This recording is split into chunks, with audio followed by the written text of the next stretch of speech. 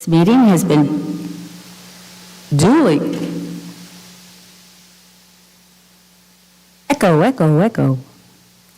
has been duly called, and that notice of this meeting has been posted in accordance with the Texas Open Meetings Act, Texas Government Code, Chapter 551. We will now be going into closed executive session. This board will now adjourn for that, and we will be following 551.072, discussion of purchase, exchange, lease, and value of real property. 551.071, private consultation with board's attorney. 551.074, discussion of officers, employees, and personnel matters. And there was one more. Nope, that should be. I already said that one.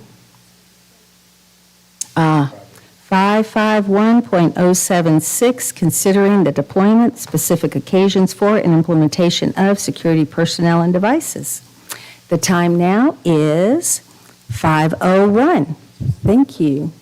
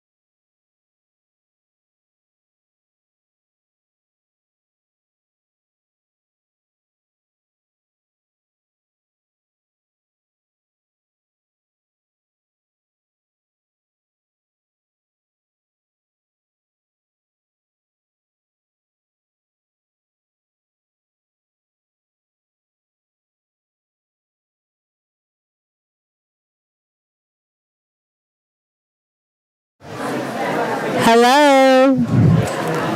Hello? Thank you. We will now reconvene in the open session by beginning with an invocation that I will lead. Allow me to pray. Papa God, I pray for your presence among us this evening. May our words and our actions be focused on the students of Granbury ISD and on their academic success. Heavenly Father, I ask for your wisdom as we make decisions tonight that affect our students, our staff, and our community. Lastly, I pray for our students as they prepare for end-of-the-year testing. Give them peace, give them confidence, and total recall. I pray all these things with confidence, for you know and love each of us personally. Amen. We will now have the pledges. Ms. Dawson?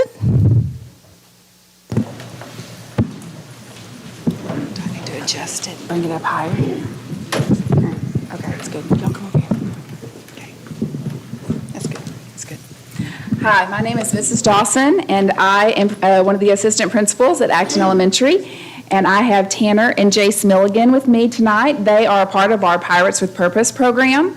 That program we developed a couple years ago for boys that we think that are chosen to be really good leaders in our school and our community. And Tanner and Jace are third grade twins, and they are in our Pirates with Purpose Club.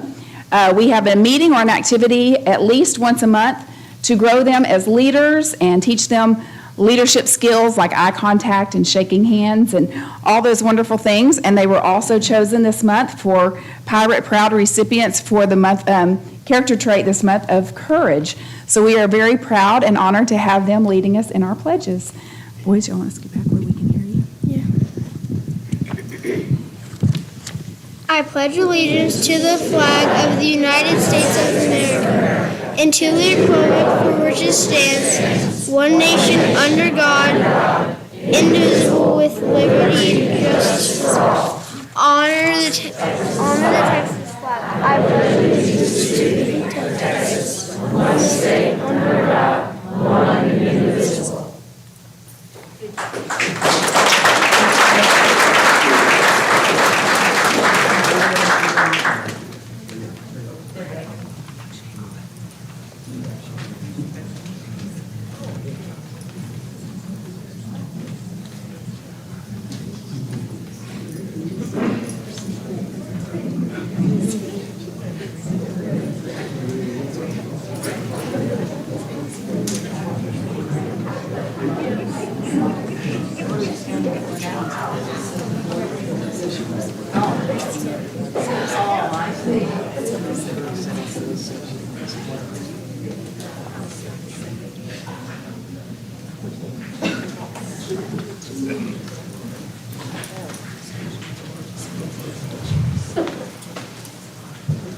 And do we have the parents of these two young men in the audience?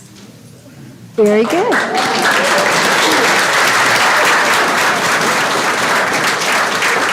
They did well, Mama. All right, now we're going to move on to our Achievement Spotlight.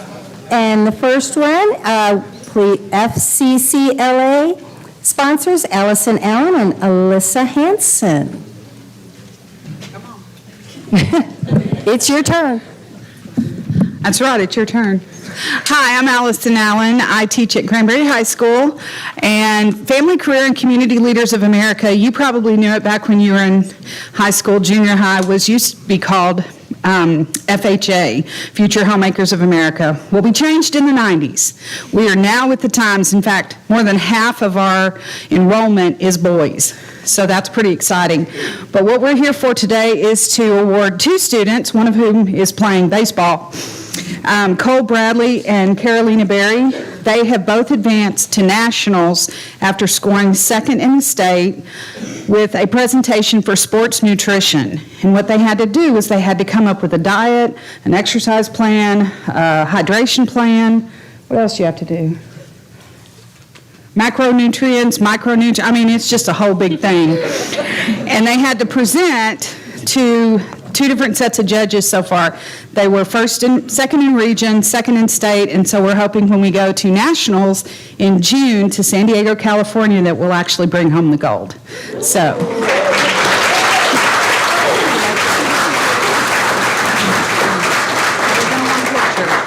Where do you want us, Jeff? Right back here, we're going to shake hands. You're going to shake hands first. We're going to shake hands. Well done, well done. Congratulations.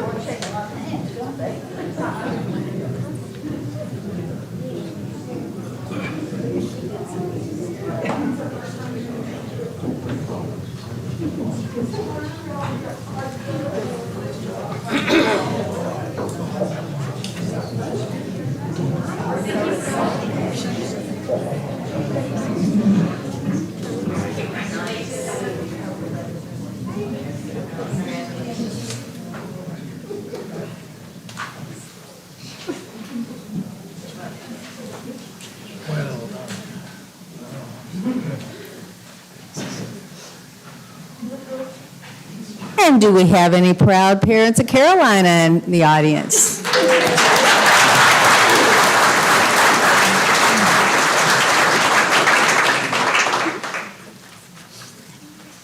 All right, we have even more we're going to celebrate today. The State Science Fair contestants with Priscilla Lumbreras is going to be the presenter.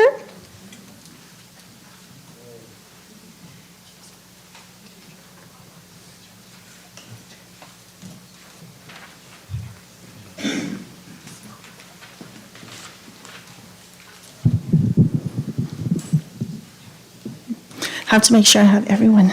Okay. Good evening, Dr. Glenn, school board, and distinguished guests. We have a full house today. Thank you for recognizing our students.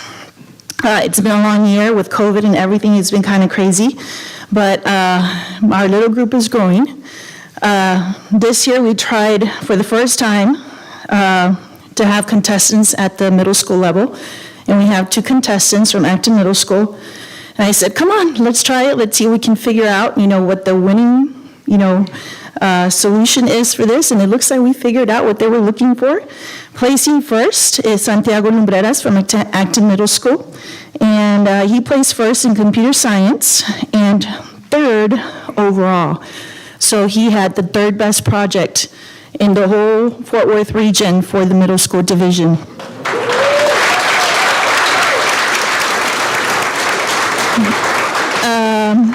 He designed a fully functional sensor that responds to hand movements, and his plan is to help those with hand nerve damage, specifically cancer patients. They do receive a lot of their hand functions is severely disabled because of it.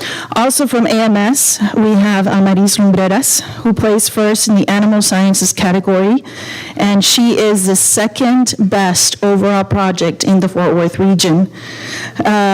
She tested the effect of LED lighting on the common cricket, and her plan is to see if all of this artificial lighting is affecting our insect population in some way. And she actually found some interesting results. Going on, from Granbury High School, placing 4th in the computer division is Tristan Poole, and he's a newcomer to Granbury. This is his first year here, and I know when I was recruiting at the high school, he came up to me, he goes, Miss, I'm here from New Mexico, and I want to, I have this idea, and I said, wow.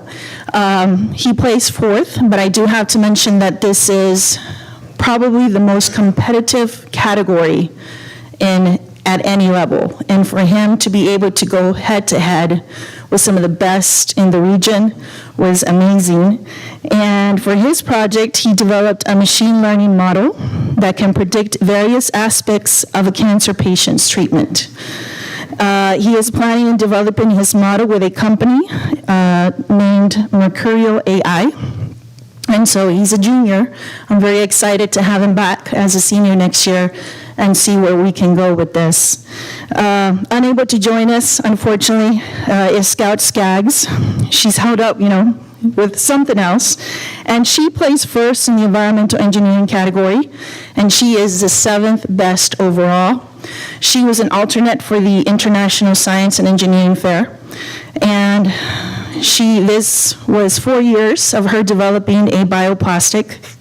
And it was just amazing what she was able to do.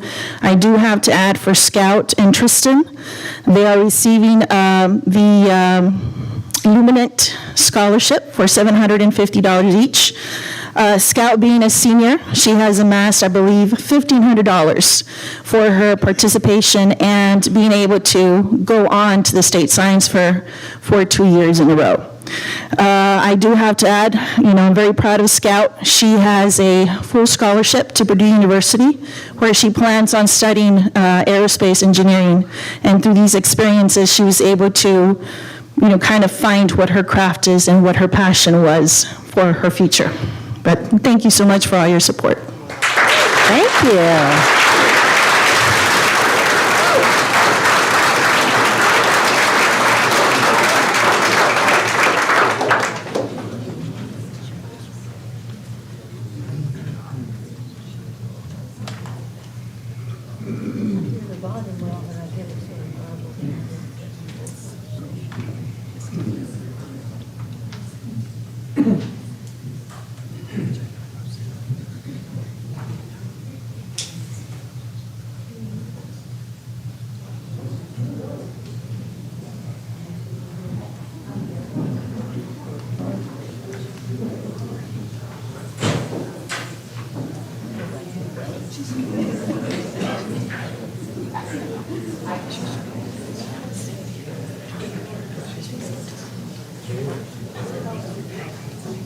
And I bet we have some very proud parents out there for these 3 children as well.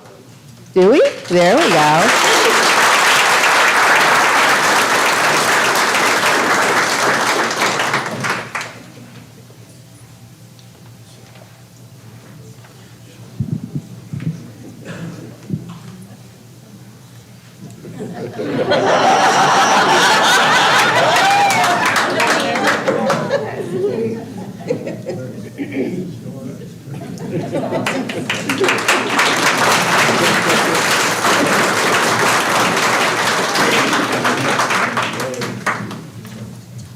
Okay, our next achievement spotlight is state powerlifting contestants. And we have our coaches to come and talk about these students.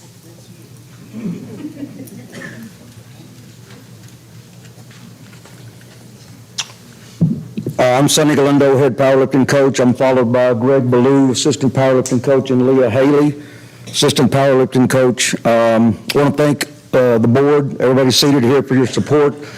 These kids worked really, really hard to achieve what they did. We have a bunch more kids, but these young people actually advanced to the state competition. So thank you for your support.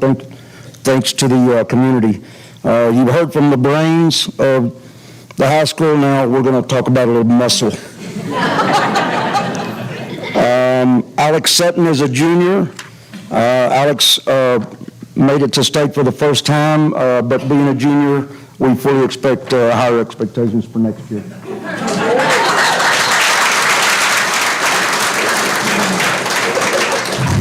The next 3 are actually 2-time state qualifiers. We have a couple of seniors and then sophomore. May London is a sophomore. She advanced last year as a freshman. She advanced this year as a sophomore, so you know where we're going with this.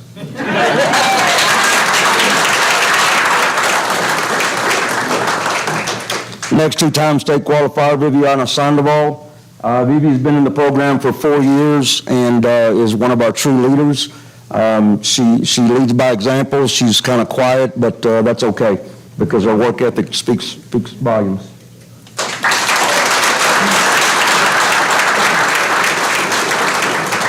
Even more quiet than Vivi, Colton Trevino, 2-time state qualifier, had an excellent season, has put in lots of years of good, hard work. Thankfully, he found us from Cleveland, Texas, and hadn't looked back ever since. Congratulations.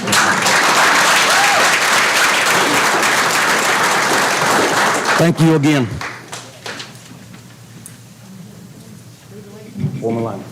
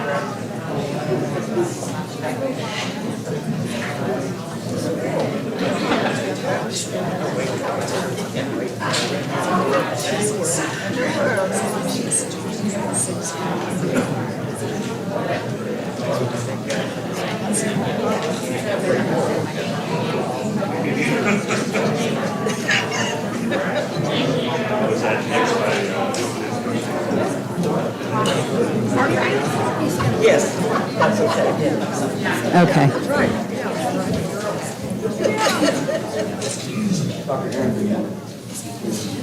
Hey, kids, y'all been requested to come here, ladies.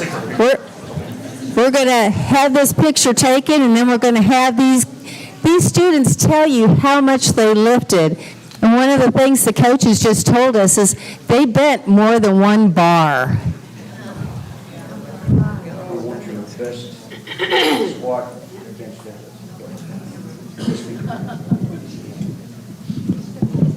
This is May London. So I'm a sophomore, and my best squat was 200 pounds.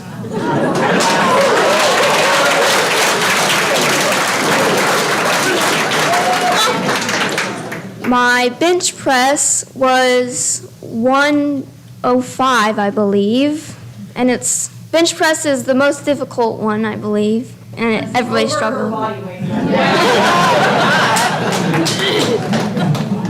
And for deadlift, I lifted 230.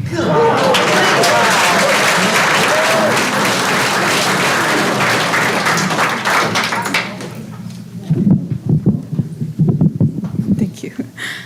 For squat, I did 375. For bench, I did 175. And deadlift, it was 315.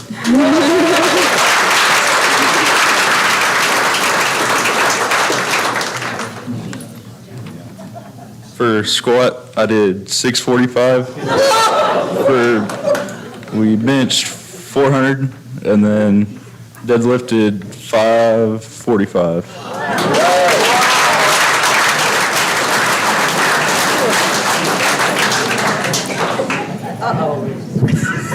For squat, I did, this is working, okay. For squat, I did 680. Bench was 445. Deadlift was 620.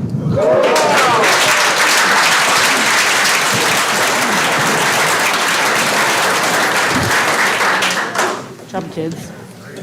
Let's see some of these proud parents of these young students.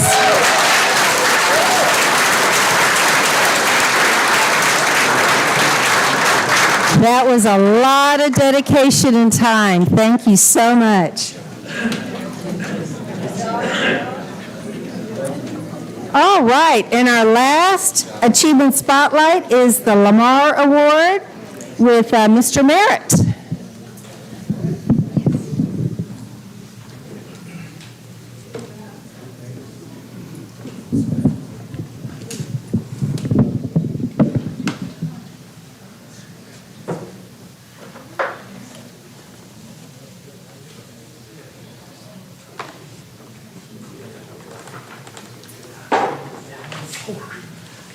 That'll work, thank you.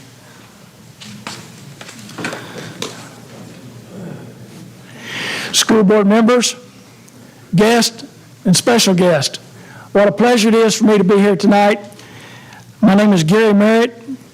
I am a past master of Granbury Masonic Lodge number 392, a member of the Grand Lodge of Texas, and an officer of the Grand Lodge of Texas.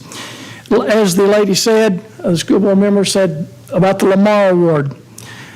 Does anybody here know what the Lamar Award is? One or two? Great. It was named after Mirabeau Bonaparte Lamar. And for those that you don't know, here's a little Texas history lesson. After the Battle of San Jacinto, Lamar was appointed Secretary of War for the Republic of Texas. And then in 1836, he became the first elected Vice President of the Republic of Texas. And he was inaugurated the second President of the Texas nation. In his first address to Congress, he called for the appropriation and the support of public schools. And he created a land grant. And they set aside 2 parcels of land for public schools that became 2 universities. One of them being the University of Texas, the other being Texas A&M.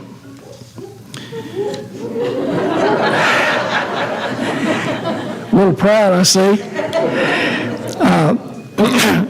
But what he did earned him, as his vision, earned him the title of the father of public education for the state of Texas. And his strong stance for human liberty and states' rights and the addition for public education and under the local school board control. Now, as this worked out, back at this time, there was little or no education taking place for the young kids because most of them were working in the fields and that sort of thing. So the Masons and the communities, and we're going back in the 1800s here, they built a building, and it generally was 2 stories. They also, the bottom story was the school. The Masons actually paid for the teacher and the building, and the second floor was used as the lodge room. But it also served as a centerpiece for the community.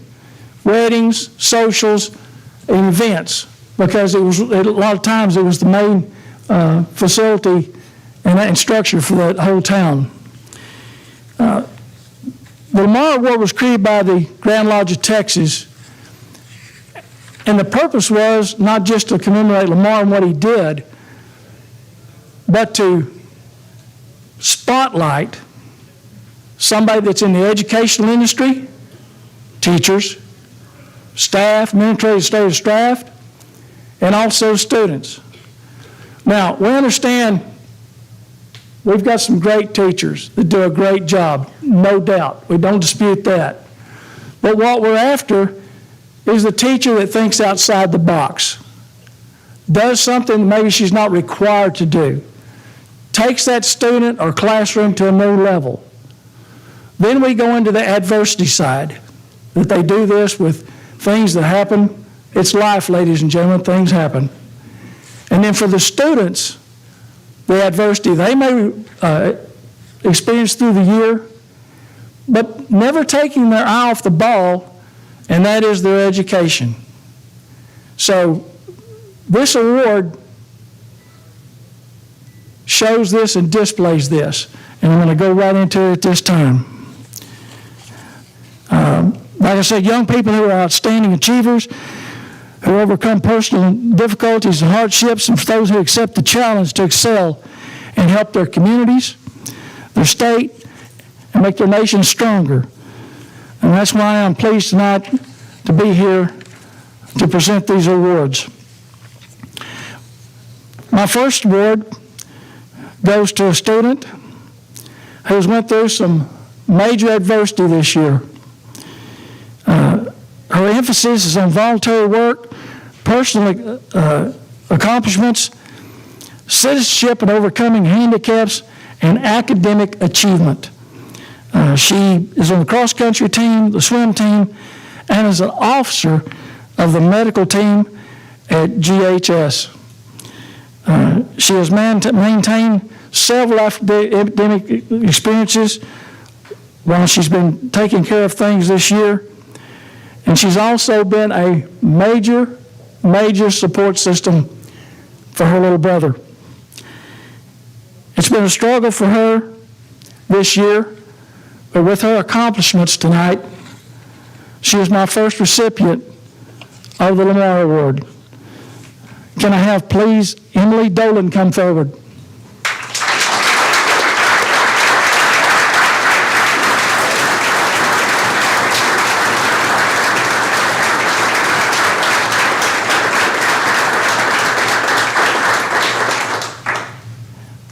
Ladies and gentlemen, here's a certificate from the Grand Lodge of Texas for the Lamar Award, presented to Emily Dolan for a personal achievement this 25th day of April 2022, signed by the Worshipful Master of our Lodge and our Secretary with the seal.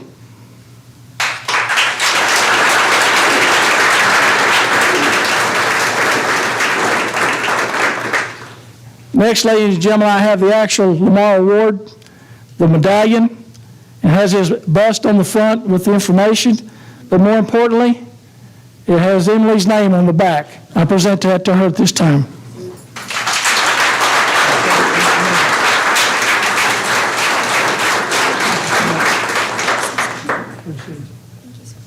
Turn around, get a picture.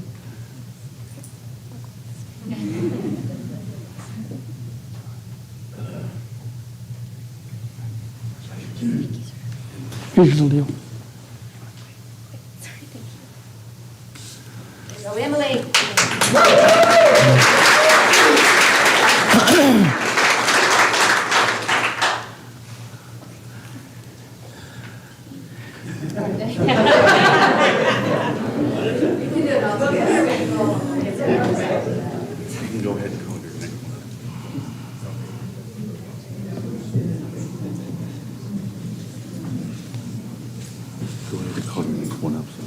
Okay. My next award for the Lamar, I'd like to see Braden Connor come forward, please.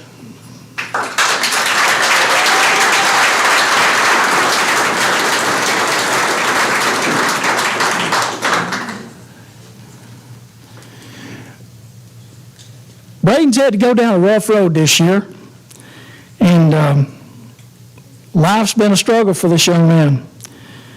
But he makes excellent grades and then still has an incredible attitude. And sometimes for a young man or young lady, that's hard to do in adverse times, is to maintain a good attitude. Braden has decided to educate his peers on his condition. He understands empathy and wants his classrooms to understand the power of empathy as well. He has inspired so many not to let negativity bring them down, but to instead teach others how to be empathetic and continue to spread kindness. He continues to share his happiness throughout his challenges. Braden has left a positive attitude and beaming joy. At this time, I'd also like to have Miss Riggins come forward.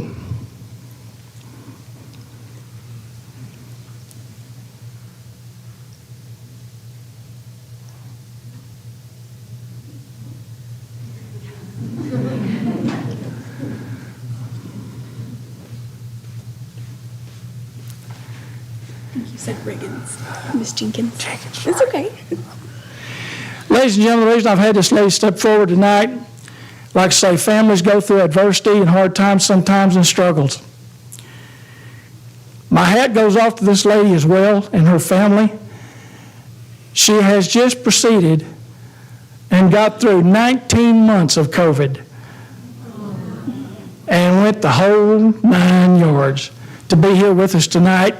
We're so proud, and you want to do good, Brady. Thank you.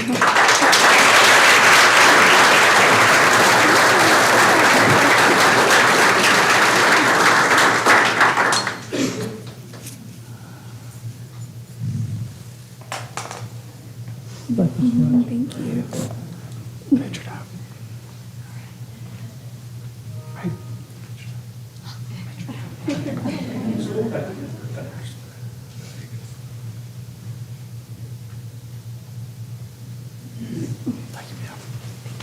Here's,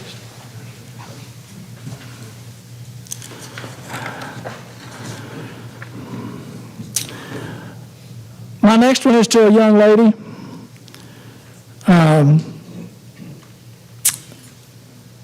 Who has high aspirations and dreams of college, her career, and involves the service of others. However, she is anything but typical. She has some physical limitations. She receives physical therapy at the school, which leads her the opportunity for the students and teachers to cheer her as she works to rebuild her strength. She is an inspiration to the other students, and they admire her courage and enthusiasm and her excellence to excel in academics. There's not much more to say here. I think it's all been said. The next recipient goes to Casey Reed.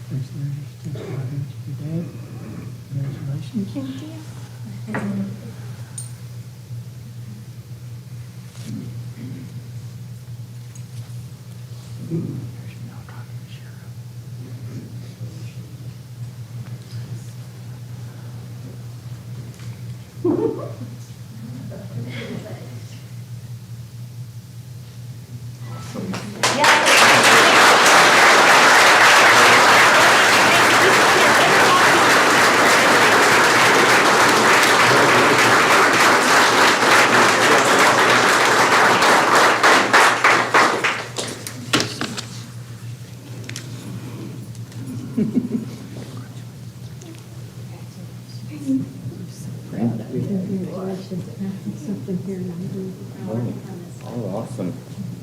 Thank you. She's not shy or anything.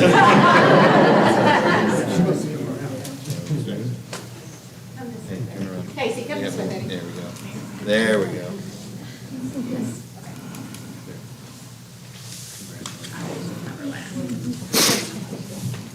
Hey, well, it's going to be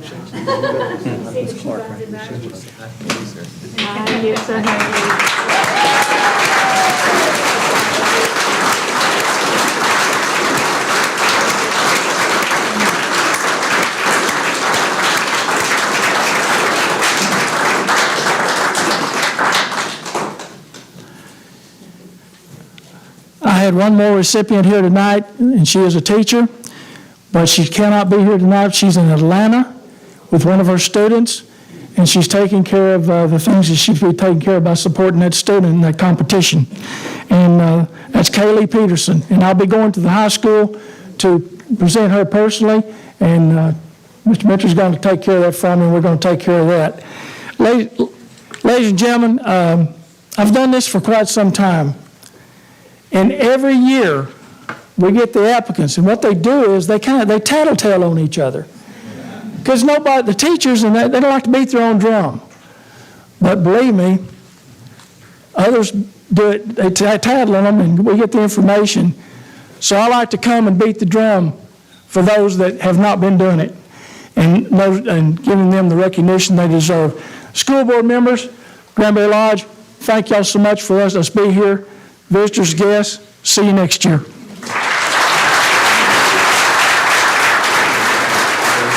And before any more parents leave, if we have any of the parents of any of these Lamar recipients, I would love for you to raise your hand so we can congratulate you as well, but they may have already head out the door.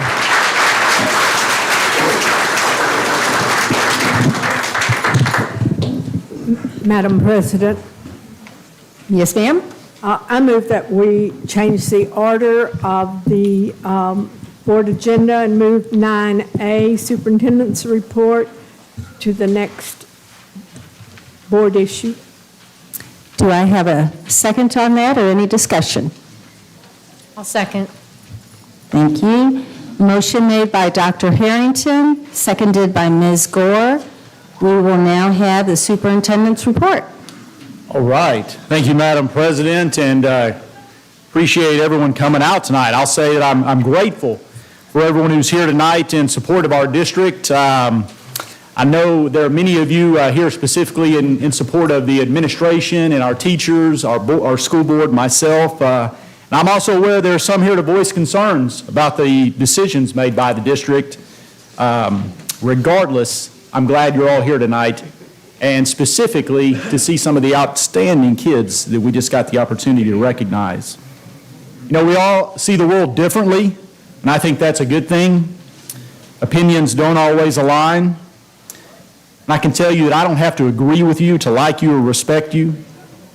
I know that when I met with our librarians and our staff to discuss Governor Abbott's letter, I knew that not everybody in that room was going to agree with me. And there are a lot of employees in GISD who do not share my worldview, but we have one thing in common. We all care about kids, and we want them to be successful. In an effort to protect all students and show them they're valued and they're safe in our schools, we made a decision to remove some books deemed age inappropriate by a review committee made up of parents, community members, and staff. Tonight, I want you to know, for any student, employee, or parent who felt marginalized by this decision or by my comments, please understand that our district cares deeply about all students. There are resources and staff in place at all GISD campuses that can help you navigate this situation. People often don't get help because they don't know where to start. I'm here to tell you tonight that our campuses are full of caring teachers, counselors, and administrators who will listen and they'll provide guidance to you and your families. Make no mistake, like every employee in GISD, this board, and myself, we all want what's best for students. And there are a lot of great things happening in our district. As I look around the room tonight, I see Shelley Kurtzinger right here on the front row. For those of you who don't know, they did Cast for Kids this past week, and they had 50 boats out on Lake Granbury with our special needs life skills kids. And that's something that's pretty amazing, but in addition to that, every Saturday she's doing game day with the Y with our special needs kids. And consistently going above to make sure that our most vulnerable are taken care of. And I'm proud of her for that. Next to her, I see Miss Ledbetter, who gave a large endowment to make sure kids had scholarships to go to college, especially underprivileged kids. And also for teachers to have the opportunity to travel if they so desire, which is awesome to have a study abroad program for teachers. I don't see Miss Bodine out there, but she's normally here in our meetings. This week, she took the UIL academic team to a regional competition in Lubbock. You know, we give athletics a lot of praise and publicity, but the reason we're really here is for academics, to make sure our kids have a solid academic foundation. In the back, I see Coach Cheesy. I know he and Coach Pope on Saturday took a group of middle school boys over to Tarleton to watch a spring football game. That was the highlight of my son's weekend. Now, Coach Cheesy doesn't have sons, he has daughters, which can be scary too because I got a daughter. But the fact that he did that out of his own time, he gave his time and his talents. My son came back and I said, "What did you do?" He said, "Dad, they talked to us about courage and about character and about chasing your dreams." That's what kind of coaches we have on staff here.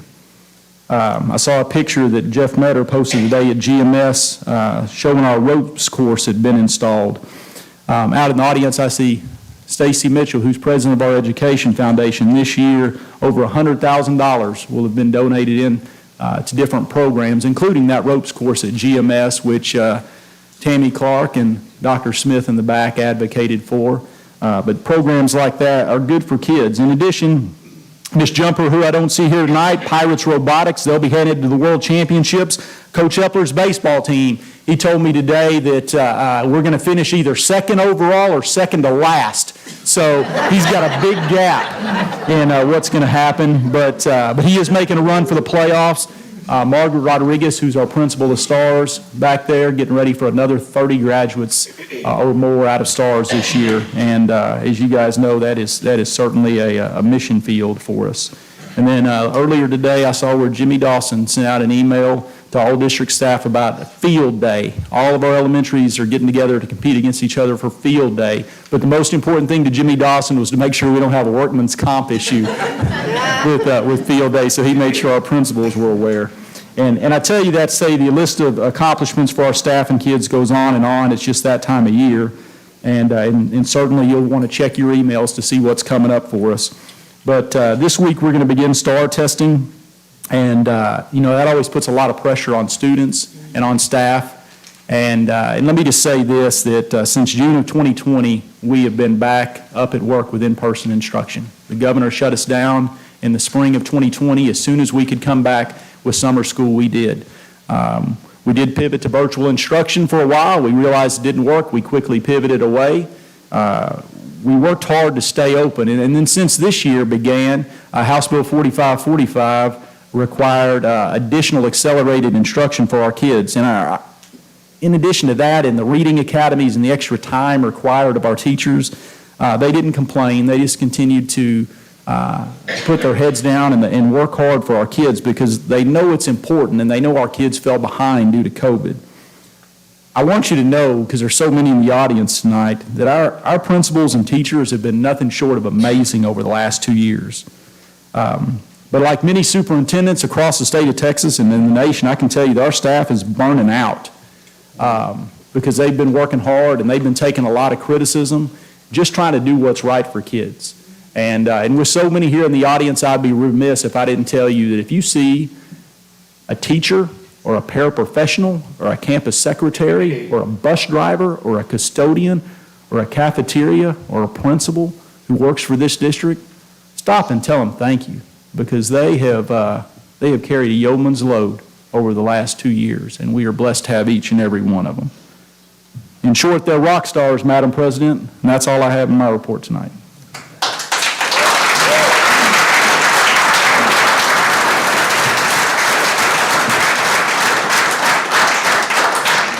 Thank you, Dr. Glenn. And again, from the board, we agree we have the best staff in all of Texas, and I feel blessed to be the president of this school board.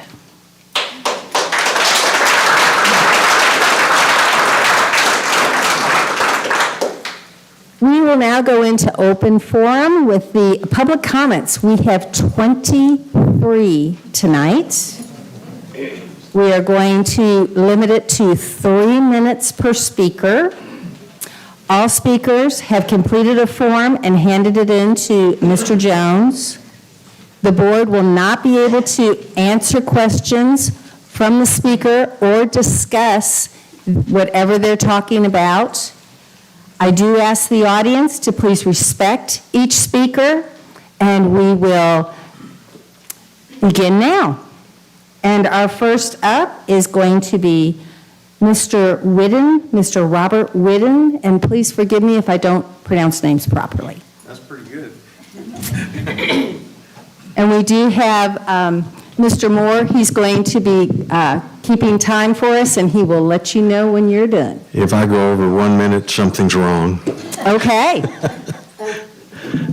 I did want to thank Dr. Glenn for your character, for supporting the kids in a most meaningful way.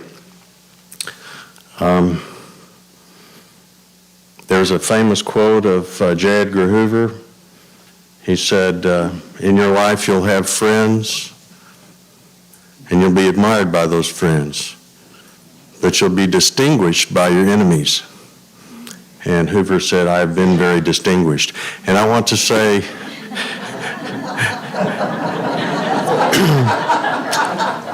that you too are very distinguished, and you've been, unfortunately, a personal witness of what Daniel Patrick Moynihan used to talk about, the defining of deviance downward. And I mean, that's the civilization we live in today. But anyway, that's all I have to say is thank you so much for being who you are. And Brevity is the soul of wit. Thank you, Mr. Whitten. Next up, Mrs. Adrienne Martin.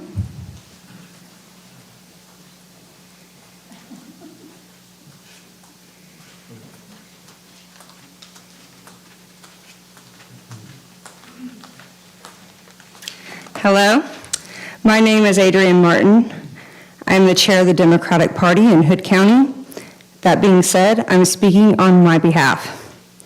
Like most Democrats, I'm a supporter of public education, and I deeply believe in the democratic values of equality, inclusion, and diversity. In my opinion, this board and superintendent have proven they do not support these values. The school board and superintendent have spoken against the fictional boogeyman of CRT, spoken about how a program that has never been in our schools is a danger to our children. Meanwhile, the district has turned a blind eye to the very real problem of students of color and LGBTQ students being subjected to bullying, being called slurs, and hearing hate speech used by fellow students. This has been reported to the schools many times, and many times people have gotten little to no response. Time and energy spent by this board decrying CRT and fighting library books could have been spent helping marginalized students. Jeremy Glenn has made national headlines for removing library books and for being taped making transphobic comments and telling staff, if they're not conservative, they better hide it. There have been no apologies for these words that may have hurt students and staff, and no apologies for the damage that is done to this district's reputation. Per Dr. Glenn's words, we are a very conservative community. This is true, but there are Democrats here, and we vote. In my opinion, the bond is fruit of a poison tree. Members of the school board and our superintendent have broken public trust and failed at their most important job, ensuring the safety and mental well-being of all students. Therefore, they cannot be trusted with nearly $400 million of our tax dollars. Jeremy Glenn likes to paint a picture of what he calls an education destination. Google Granbury ISD and scroll through the results. Do they look like stories about an education destination? You can't be an education destination when you are banning books, when staff are leaving because of what they're calling a toxic work environment, and you can't be an education destination when many LGBTQ students and students of color do not feel safe in your buildings, no matter how new and fancy they are. Thank you for the time. Thank you, Ms. Martin. Next up, we have Jim Jarrett.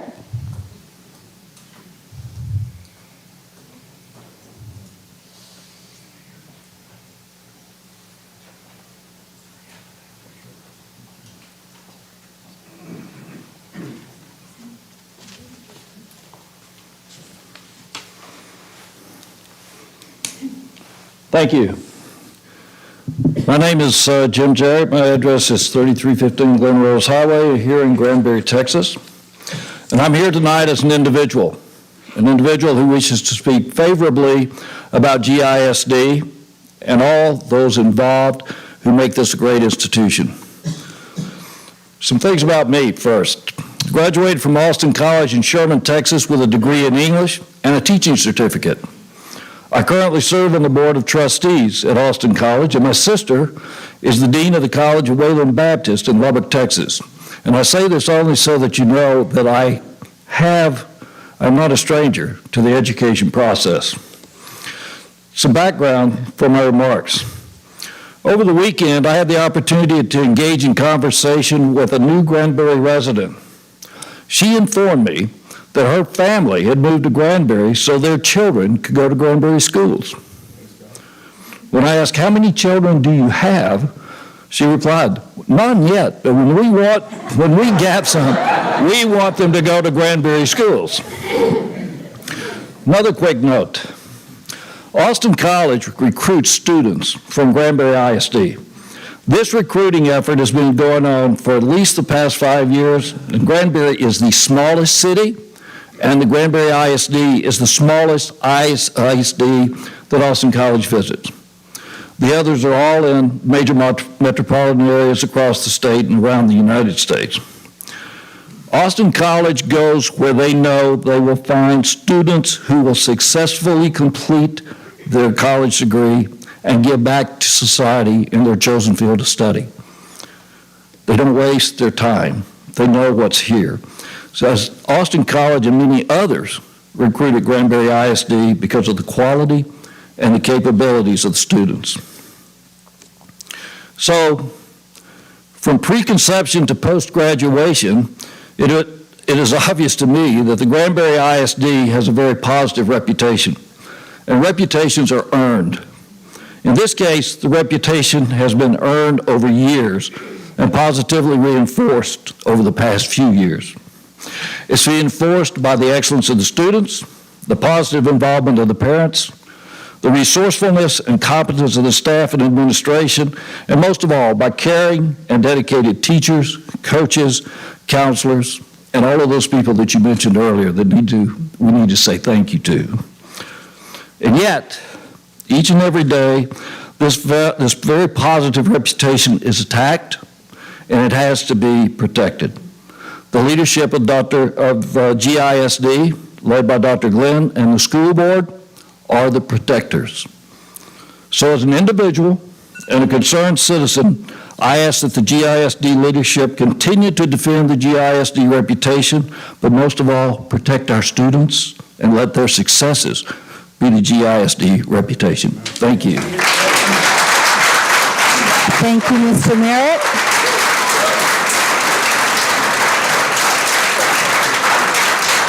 Next up is Deanna Valdez.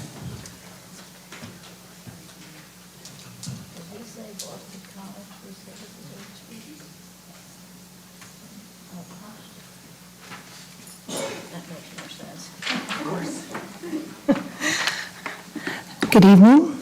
Good evening, board and guests and attendees. My name is Deanna Valadez. I'm a mother of 4. I have a sophomore, a 7th grader, and a 5th grader in GISD schools. I also have a sophomore in college who attended Granbury High School, freshman through senior year. She is in college and is a successful contributor to society. She just got into nursing school, so thank you. My husband and I support the school board and Dr. Glenn 100%. Just wanted to come as a parent and let you know that, especially recent events. I believe school is for education, and all facets of morality should be reserved for parents alone to teach their children. When my husband and I moved here 7 years ago, we were driving down Highway 377. It was a new place, a new state, and we were anxious. Then we noticed a police cruiser ahead of us. It had the words, "In God We Trust," on the back of it. We knew we were home. I applaud Granbury for upholding these values. Thank you for making the school safe for my children.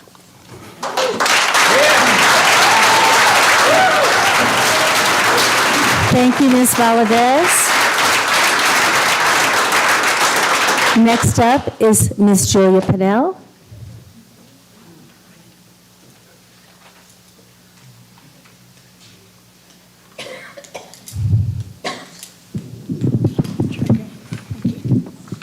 Thank you. Superintendent Glenn, President Townsend, and members sitting on the dais as GISD trustees. My name is Julia Pinnell, and my husband Bob and I live at 403 West Bridge, Granbury. We're here tonight for 2 reasons.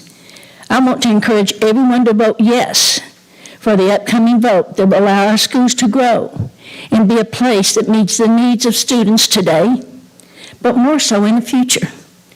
I was on the original team that met, studied the future needs of GISD, and voted, that team did, 100% to move forward with these actions. Vote yes. We are also here to offer our full support to Dr. Glenn. I remember when I first met him, I wanted his business card.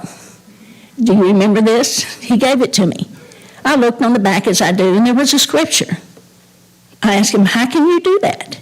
and he said they fully knew who I was and what I stood for when they hired me.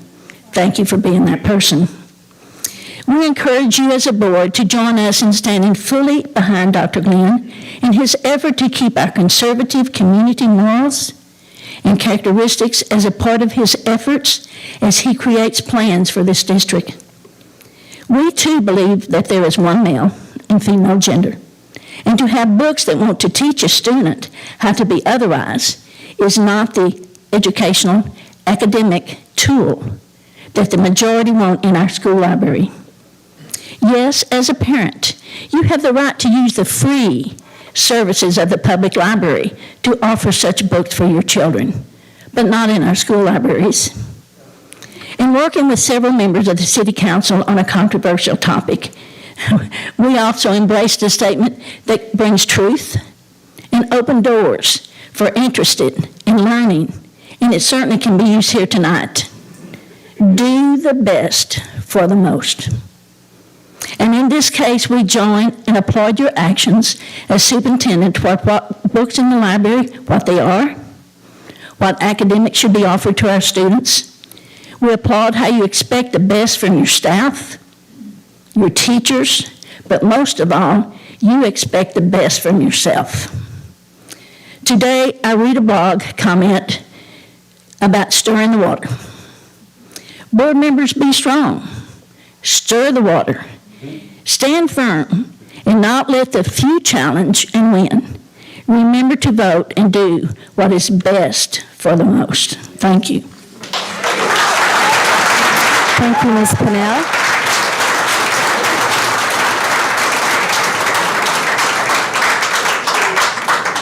Next up, we have Rebecca Wheatley.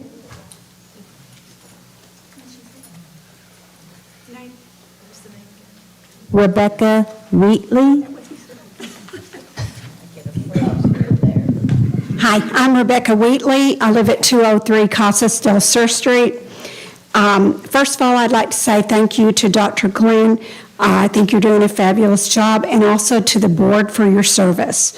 I would just like to say that the media has portrayed Granbury, the school district, as all of this being about LGBT and that sort of thing. Well, I received an email, it was sent by Monica Brown, and I believe she's speaking tonight, but she has done some research on some books that were actually on our library shelves, and I'm going to just speak to one of many of these books, and she verified that it's actually on the library shelf. It's called The Haters. There's one copy, it's in at the high school library, and this is written by Jesse Andrews. Now, I'm not going to say all of the words, and I'm only going to read one little piece of a lot of excerpts from this book. And my whole point would be that this type of material is not a learning tool and should not be where our children can just get their hands on it. To go to a movie that's R-rated, they would have to have a parent to give them approval to get in. I believe they're supposed to anyway, under 18. But yet they could go and get this off the shelf without their parents trusting that our school would have only good things for them to learn at school. So I'm going to not say one of the words. I would not read this book, and I would never want to read this book out loud. But I'm going to read something, and I'm going to tell you, I'm not going to read one of the words. And you can imagine what it is. Then she reached over and grabbed my blank. I mean, she really couldn't get a handle on it because it was in my pants and stuff. And I won't go on. It's horrible. All the excerpts are horrible, and yet it is on the library shelf. And so it is not, and this is heterosexual stuff. It is not LGBT material. And so I'm just trying to set the record straight that there are books on our library shelf that should not be, that's not learning at all. And I don't believe that that we're doing enough really to make sure that this kind of material isn't there. It has not been pulled for review. Thank you. Thank you, Ms. Wheatley. Next up, we have Sherry Johnson.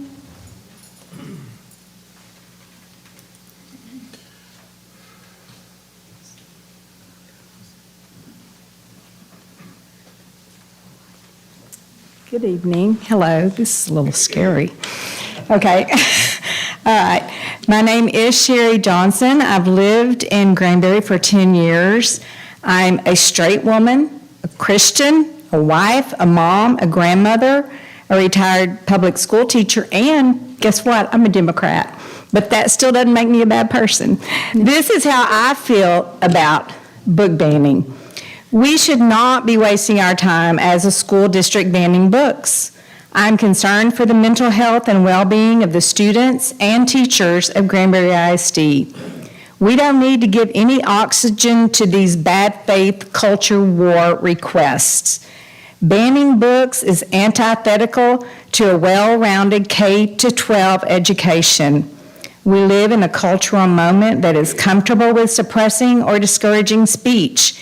And I believe the place to stop this has to be in our schools.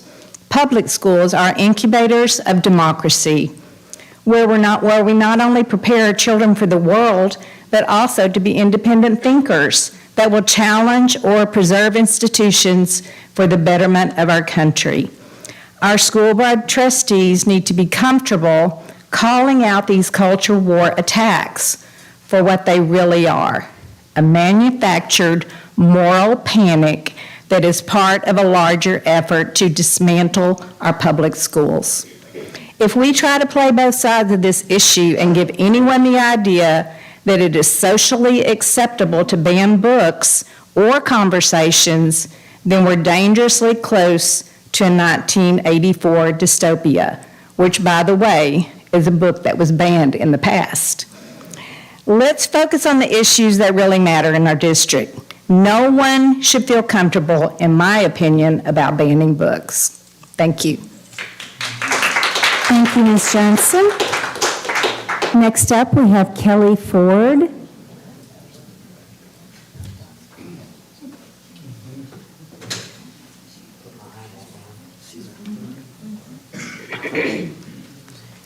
Good evening, everybody, board, superintendent.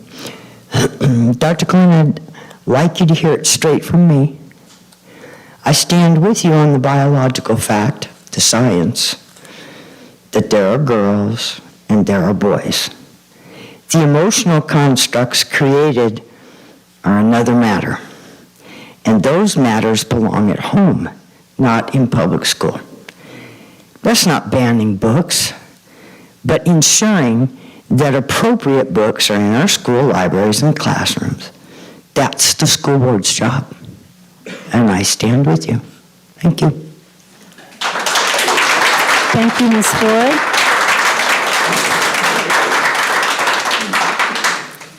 Next, we have Mr. Rene Chardahay.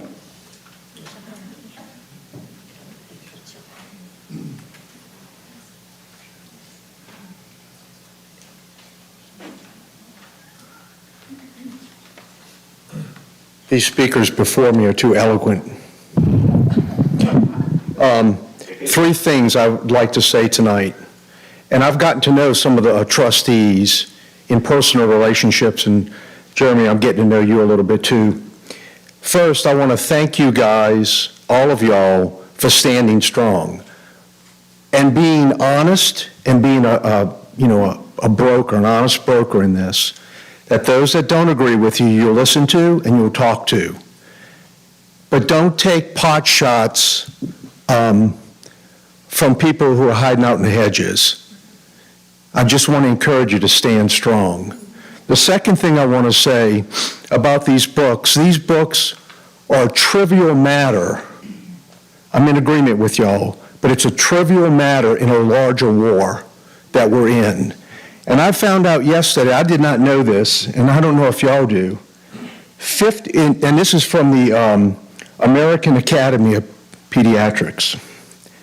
Female to male adolescents reported attempted suicides at 51%.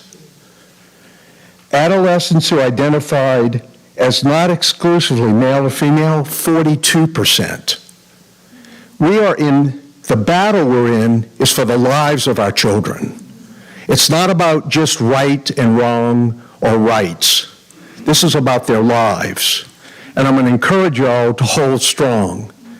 And the third thing I'd like to say is I'd like to make a request to the board. I've thought about this, and we're in the schools now volunteering with a few people.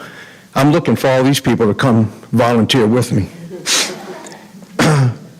I thought about character and integrity, and I was going to come up here and say, would y'all please consider putting a program of character and integrity, but that's too narrow. What we need is something that builds community from pre-K to 12th grade. And I'm asking the board to consider putting some educators together as well as some citizens that have done things. Implementers and thinkers, and someone said this earlier, out-of-the-box thinkers, to get together, do an exploratory team to see how we can do this, and then let's create community for all the people, black, red, pink, LGBTQ, straight, whatever. But let's create community that everyone feels a part. And so I'm asking the board to consider that. And thank you. Great job, you guys. Thank you, Mr. Sheridan.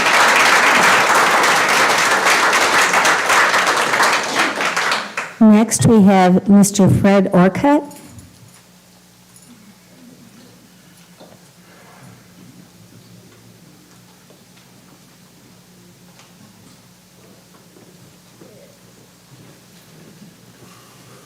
Fred Orcutt. Orcutt? Fred Orcutt. Sorry. I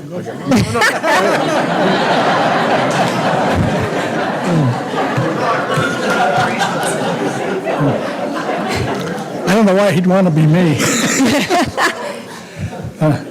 Dr. Glenn, members of the school board, thank you for letting me speak. I want you to know I appreciate you all.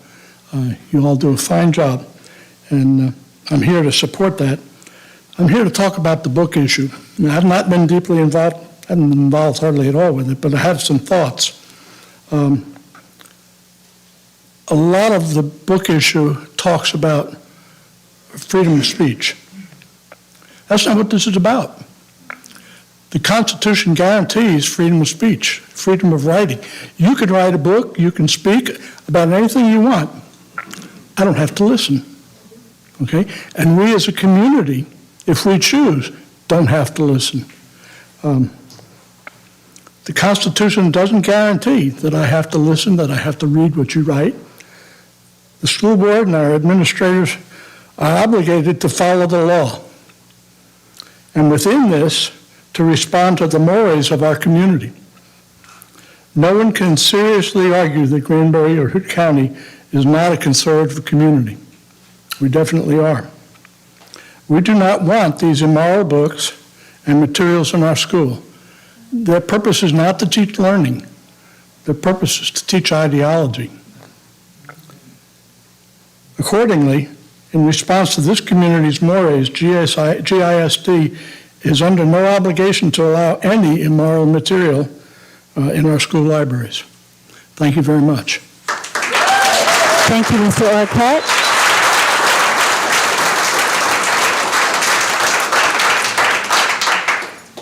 Next up is Katie Coleman.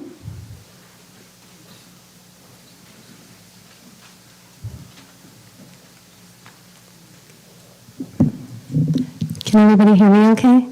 Okay, I'm here to represent a group, I'm Katie, by the way, but thanks for being here, everyone, for caring about the kids. I'm here to represent a group of parents, students, and employees of GISD who care about students' civil rights and mental health. This is about students' lives. He is correct. Okay, I'm going to talk about some tough topics, so if there's any little ones or you're going to get upset, trigger warning, earmuffs, whatever.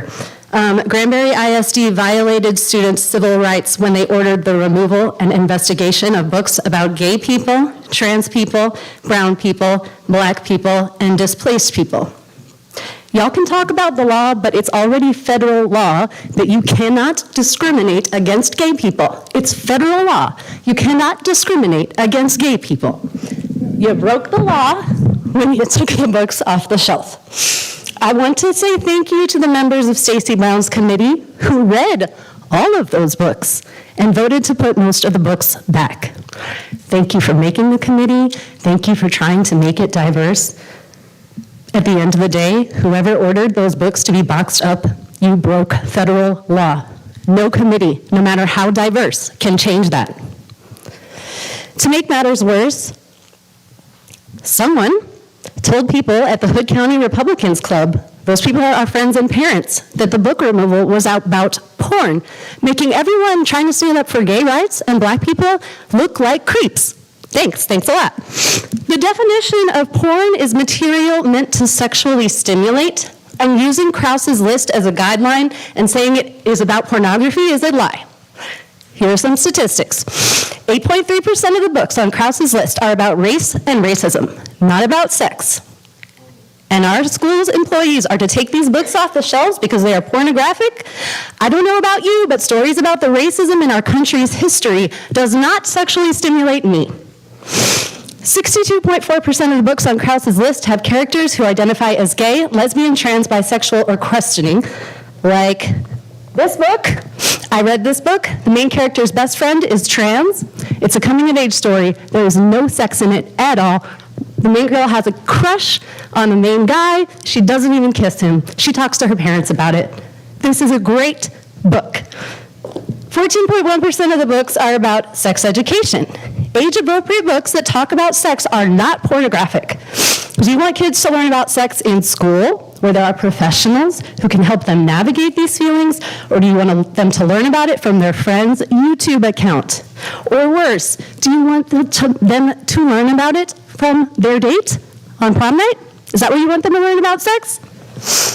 I'm asking you all to look into your hearts and decide on Sexual Assault Awareness Month and tell you have a choice to make a public stand for our gay kids, or you can side with people who beat their wives and spread misinformation on Facebook. Thank you very much. Thank you, Ms. Coleman. Next up, Maureen Griffin.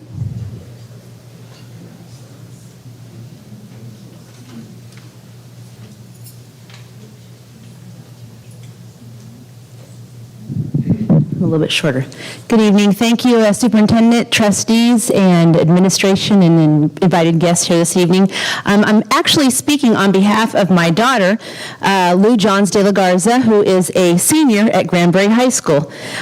She says, "Good evening. My apologies for not being able to speak in person this evening. However, we have required UIL choir practice for our upcoming competitions this weekend. It is important to me, Lou, to share this message tonight as we started early voting for the GISD bond election. I wanted to thank our GISD school board trustees for putting Propositions A and B to our community for a vote. Also, thank you to the GISD administration for your hard work in this process, as well as the long-range planning committee members.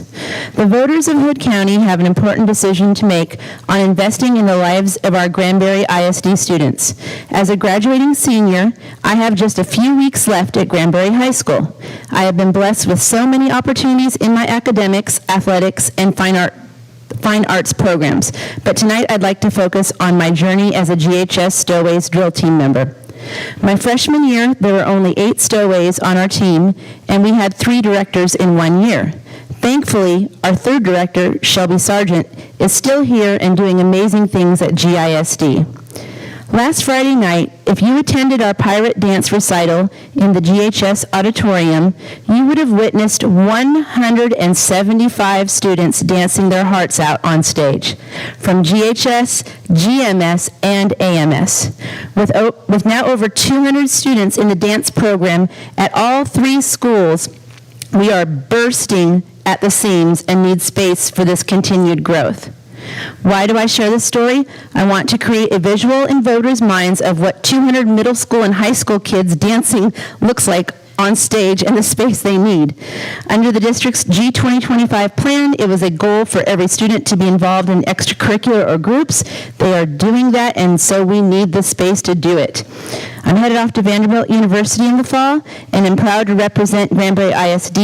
My hope is that our community can come together this spring and support the plan in place to provide adequate space for academics, athletics, and fine arts for all of our students. And when I come back home from Vandy, I'll be gleaming with pride and a little envy of the facilities and opportunities that our community provided our students through supporting Propositions A and B in the school bond election. Thank you, Lou Johns de la Garza, senior at Granbury High School. Thank you, Ms. Griffin.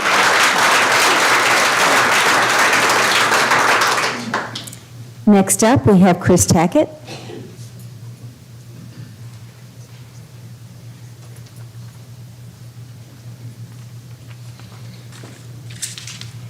If you do not know this, you've probably been under a rock, but Granbury is a very, very conservative community. And our board is very, very conservative. If it's not what you believe, you better hide it, because it ain't changing in Granbury. And here in this community, we're going to be conservative. There's two genders, there's male and there's female. And I acknowledge there are men that think they're women and women that think they're men. And I don't have any issues with what people want to believe, but there's no place for it in our libraries. I think specifically what we're getting at, let's just call it what it is. I'm cutting to the chase on a lot of this. It's the transgender, LGBTQ, and the sex, sexuality in books. If you don't like it, you're welcome to come visit with me in my office. I'll talk it through, but it's probably not changing because it's not just coming from me. I'm just bringing the message of what really is the expectation from our board.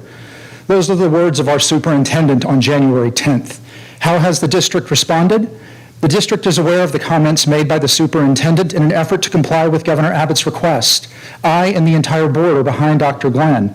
Our school board has full confidence in our administrative team and teaching staff to provide all students with a safe and secure learning environment.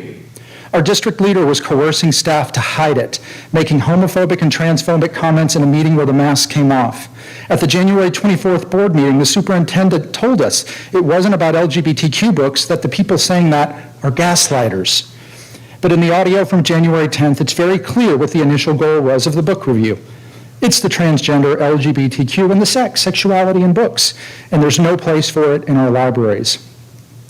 I can only imagine the people in that meeting who are trained to ensure diversity in our libraries were likely surprised, shocked, and in some instances horrified after hearing that direction. They also heard, if it's not what you believe, you better hide it. Is there an or else implied there? On January 25th, the superintendent spoke to the Hood County Republican clubs, characterizing those speaking up for books as wanting pornography in textbooks, and then pushing this message that it's going to take the people rising up to take a stand, because I will tell you, there are individuals out there who want to destroy what you believe. They don't believe in the same America that you and I grew up in. Behind closed doors, staff were told by the superintendent to hide their politics, but the same superintendent 2 weeks later made his politics very publicly clear and very partisan. We have students saying they walk through the halls of their schools and hear derogatory comments directed at the minorities in the district, be it race or sexual orientation.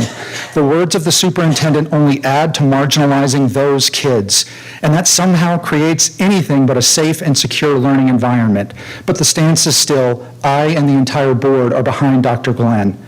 There are people in this community, kids in these schools, who continue to stand up, stand in the gap, and go the extra mile to ensure that everyone is respected and valued.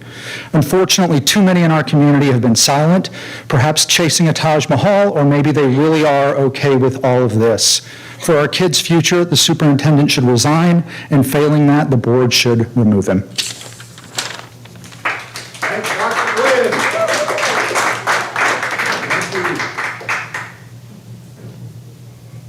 Mr. Criswell, Mr. Tackett, I have one question for you.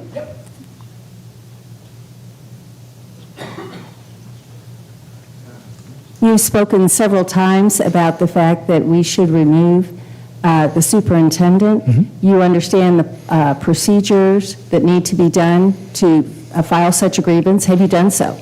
I have filed a grievance with the Texas Education Agency. Have you done it with the procedures that are here at GISD? I'm more than happy to. Love to. Have you done it, yes or no? I haven't. Would you like me to? Thank you, sir. Awesome.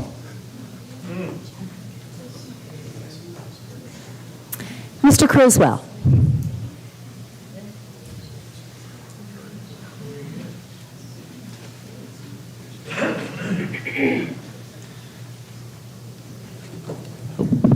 Thank you.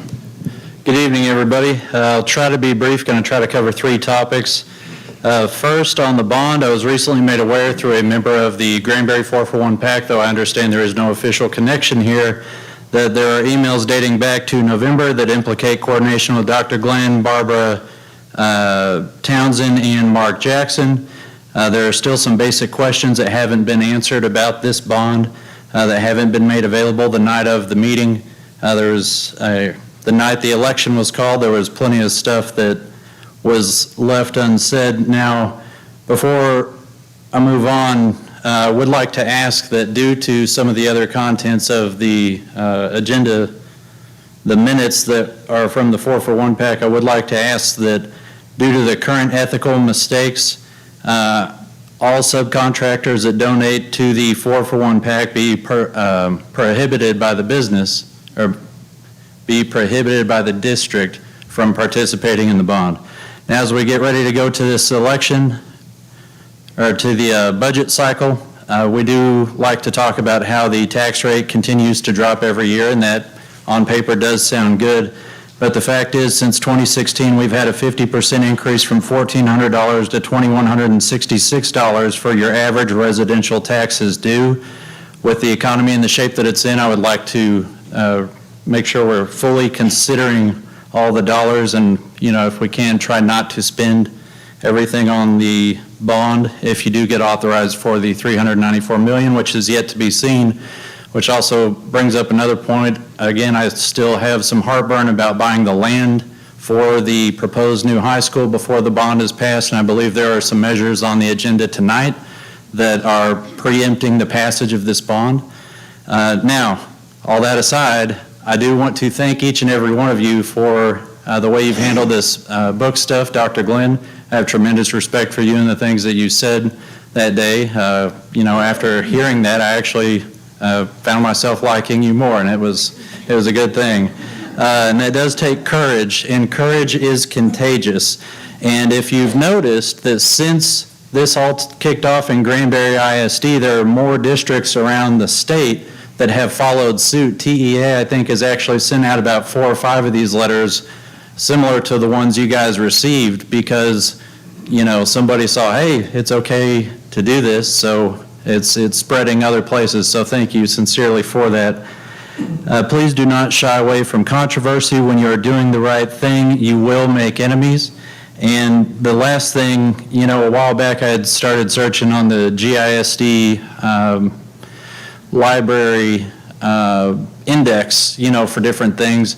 And one thing that I could not find was a copy of the Holy Bible. So if you are open to it, I would like to donate 10 copies of the Holy Bible, King James Version and others, to every district, every school in the district. Thank you.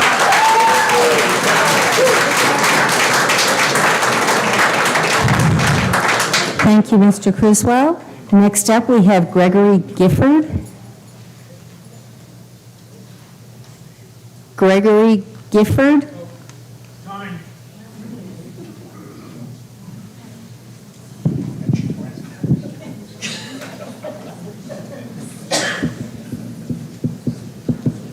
I apologize for the shorts, but I got one bad leg.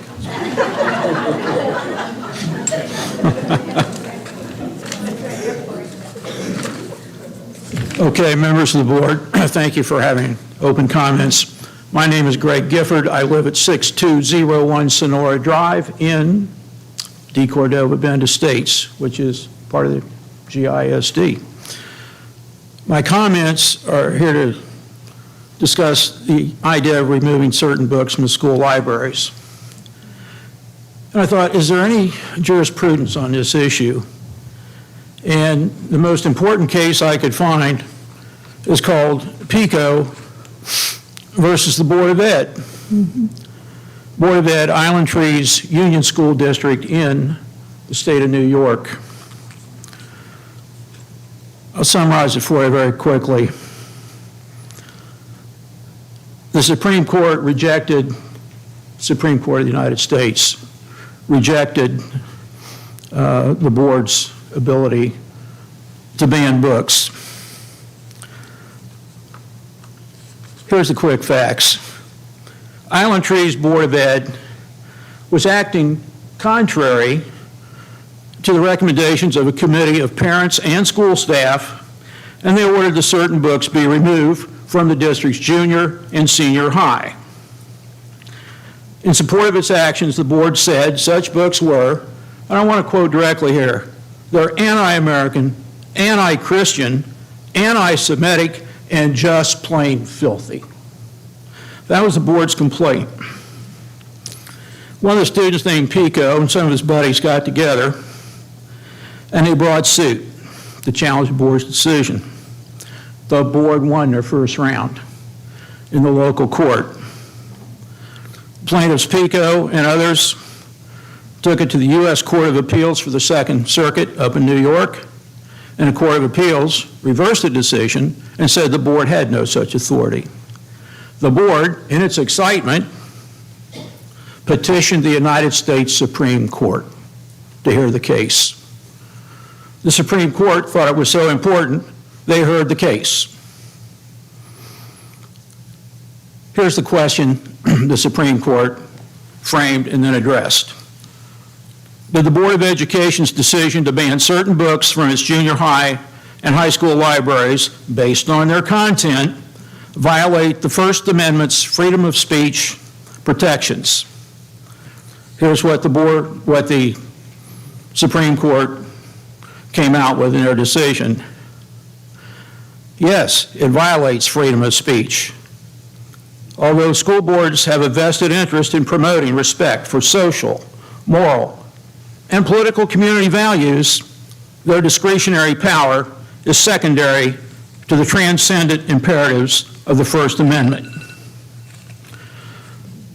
Further in that decision, the court held that as centers for learning and voluntary inquiry, You have about 10 more seconds. and the dissemination of information and ideas, school libraries enjoy special affinity with the rights of free speech and press. Therefore, the board could not restrict the availability of books in its libraries simply because its members disagreed with their idea content. If any of you want to research it, it's Pico versus Board of Ed. And it was, I believe, it was 1982 decision. Thank you. Thank you, Mr. Gifford.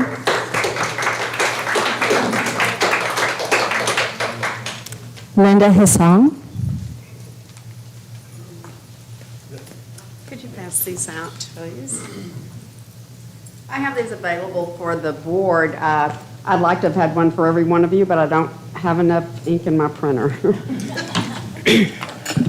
And first of all, thank you. First of all, I would like to thank Dr. Glenn and those on the board that have the same voice as many of us here tonight in support of cleaning up the selection of books in the libraries. I'm handing out excerpts from books that I find inappropriate for students to view or check out in our public schools. Please follow along with me. I'll use the word blank in place of words I find offensive. However, the entire paragraphs are offensive. First page you will start and then flip to the next one. Are you going to eat her blank? Earl can be sort of profane sometimes. He actually mellowed out a lot since his middle school days, believe it or not. Back in middle school, he would have asked this in a much more violent and horrible way. Yeah, Earl, I'm going to eat her blank. Yeah? Do you even know how to eat blank? No, not really. Well, Papa Gaines never sat you down and said, son, one day you're going to have to eat the blank. But no, he did teach me how to eat blank. Now, this is in our schools. This is horrible. Another one, just a little bit shorter. Lick it, he says in a thick voice, pressing my head toward it. I stare at Scott's blank. There's a pearl balanced on the tan tip. It smells like liverwurst. Lick it like a lollipop, he's begging now, breathing hard. He wags the blank in his hand to get my attention. Now, there was a time that books like this were written with adults as characters, and you mainly found them, I think, in adult bookstores, XXX bookstores. Now these books are being written with children as the main characters. I realize we in the world are experiencing a moral decay at a fast pace. And children are exposed to more adult situations and decisions at a younger and younger age. We're asking for a more strict policy for allowing the books to enter our libraries. Thank you. Thank you, Mrs. Song.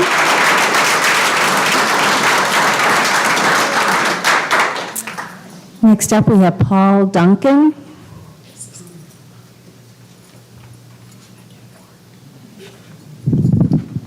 Copies for the board.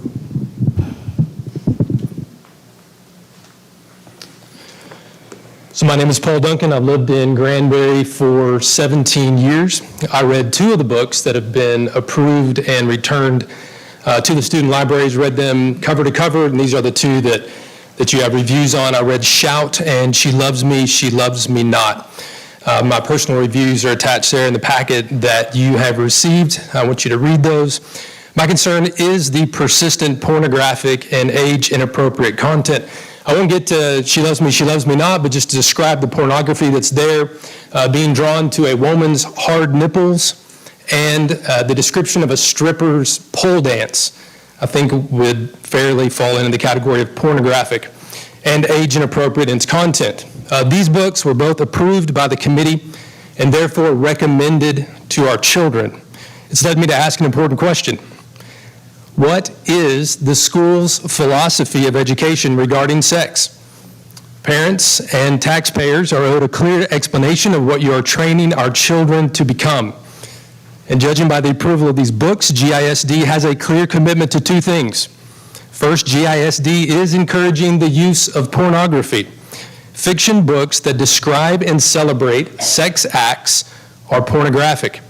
Second, GISD is encouraging children as early as possible and as safe as possible, and we can congratulate that, but encouraging as early as possible and as safe as possible to engage in sex acts. By this I mean fiction books describing and celebrating sex acts between students at the high school baseball field are for the purpose of encouraging the same among our students.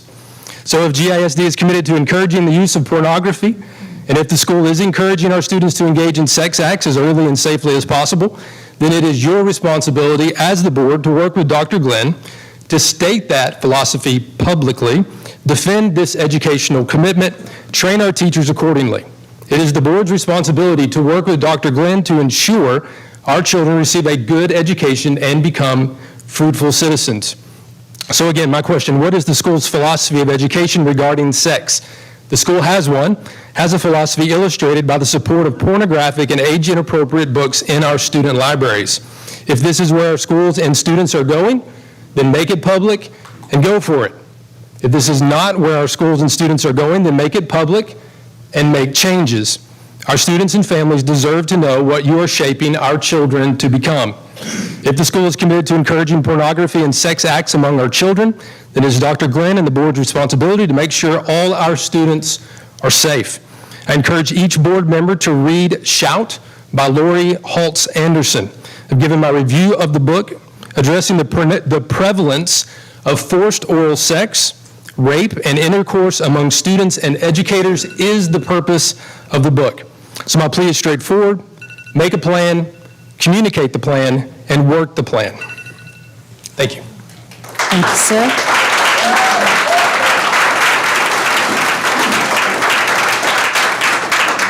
Next up, we have Karen Lowry.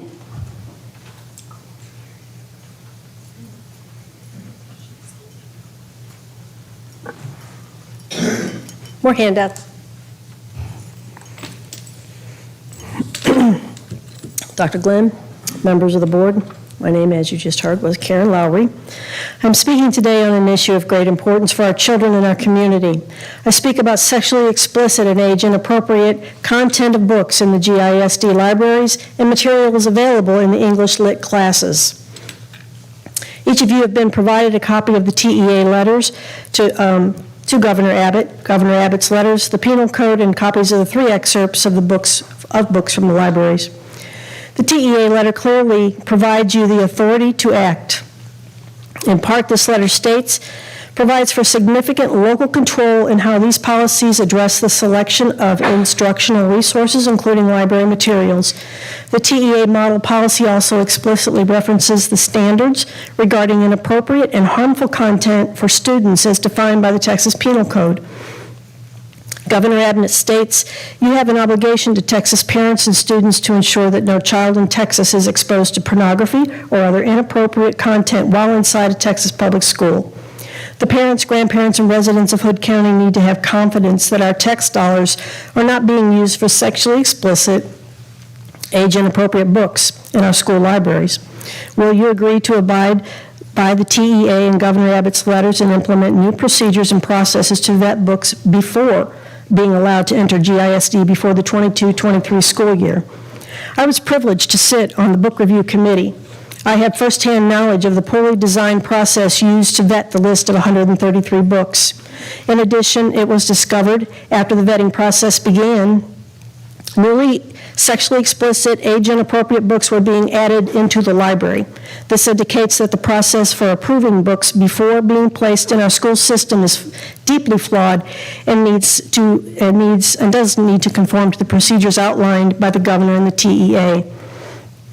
The TEA letter gives you the authority to set up policies that define procedures and processes used within the school systems in a host of operational areas. We ask that you stop allowing books to be added to the library immediately until appropriate policies, procedures, and processes are implemented in a thorough, transparent means. I can confirm there are sexually explicit and age-inappropriate materials in the school libraries, as I, along with others from the community, have performed comprehensive reviews of several books. This comprehensive review was performed on our own initiative outside the flawed book review process established by GISD. Parents need to be given assurances that GISD has implemented the appropriate policy and procedures of how books are being reviewed and accepted into the libraries. These procedures and policies should be administered by a committee consisting of parents, community leaders, and the GISD staff. The process should not be rushed, and a comprehensive review of questionable books should be made before being accepted into the libraries. I was going to read excerpts from a couple of books. Instead, you may read 3 excerpts tabbed for you in the paperwork given. I encourage you and those who are listening to visit the Granbury, TexasBooks.org to see a thorough and actual review of over 50 books. Thank you, Ms. Lowry. Thank you all.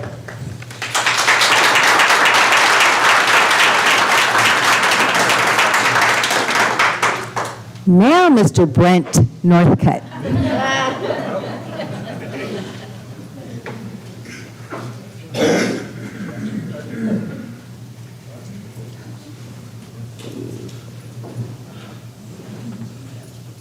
Oh, my goodness, to think I was excited about coming up and speaking. I'm going to go a little bit different direction. I had several bullet points written out that I wanted to cover, but I've kind of changed directions a little bit since I've seen what's happening tonight, and so it may seem a little unusual, but I was one of the 83 of the well-documented 83 out of 83 that wanted to go forward with the bond. And there's something interesting that happened there. When I showed up for the first meeting, I looked around the room. I didn't know probably 50 people in that room, and I've been in the community for 35 years. And so when I got to look, and this diversity was incredible. In that 83, that room of 83 people. Different religions, different backgrounds, different socioeconomic status, and I thought different political ideologies, and I thought this has the potential to be a real dumpster fire in this thing here. And as we went along, what I found was something very interesting, that we all had a common purpose, and that was to do the right thing for the community, for the school district, and for our kids. And so all of that other stuff, all that angst, all that rancor was put aside, and it was kind of a neat thing to watch. And I think that our community as a whole could use a lesson from that 83, not only going forward with the bond project, but how to get along and how to respect each other. I think that's what I got most out of that 83-person group. Now, the other thing I wanted to address was a phrase that I heard a while back: stand strong in hard places. Y'all are in a hard place, and you stay in a hard place. For the life of me, I've spent a lot of time trying to figure out, why would you do this, board? Did you not know it was a volunteer position? There's not a salary associated with it? I've given a lot of thought to this, and I've wondered, why would you do it? Why would you disrupt your personal lives? Why would you disrupt your family lives? Why would you disrupt what else you do in your day-to-day activities to do this? And the only thing that I can come up with is that you love education, you love your community, and you love your kids. That's all I've got.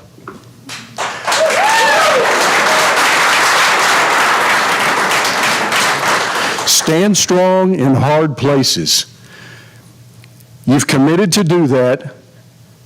Continue to show the courage that you've already demonstrated, and let's work on being more civil to each other and taking others' feelings into account. And from what I've seen, and from those of you who I've known for decades and some of those I've just known for a few minutes, I see that coming from you, and I see your commitment, and it's inspirational. Thank you. Keep doing what you're doing.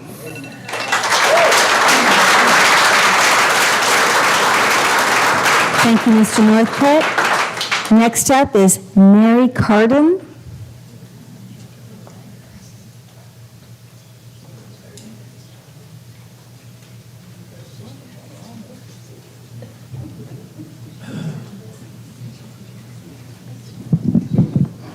I'm Mary Cardon. I've been a pastor in this community for 30 years, and I've ministered in this community for 40. And I'm so inspired by you tonight. When those kids came up with those awards, my heart just swelled. I know yours did. But you're doing such a good job. Thank you. Thank you, Dr. Glenn. We stand strong with you. I also represent the Hood County Pastor Council, a group of pastors in the area that are concerned in the community and love the community and stand for biblical values. And this is what I wanted to say tonight. I know you're in a hard place, but I also read the books in question. I saw several excerpts, and these are the ones that were put back. I don't see how anyone could tell you it's not porn. I don't understand that. It absolutely is. My biggest concern about it is, as a pastor, and I understand burnout, by the way. As a pastor, I have seen the horrendous damage done by pornography to young minds. There are scientific studies where it literally changes the brain. When I read these books, and it's not about gay, or it is about taking the sexual relationship and presenting it to students in such a way that it has no integrity or relational value. I read a rape scene that was so horrendous, I'm still trying to unsee it. It was violent. It was denigrating to women. Several things I read were so denigrating to women, but like I said, most of all, just so devaluing of the sexual relationship, and putting it in a place was scary for young minds. So I ask you to consider the damage, the proven damage that pornography does to young people. It hurts them. So we are for protecting students. But I ask you to look at these books and get them away from young minds. There is nothing good in what I read. The violence was appalling. Thank you.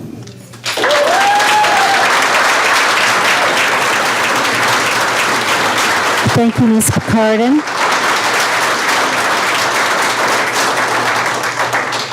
Next, we have Dave Eagle.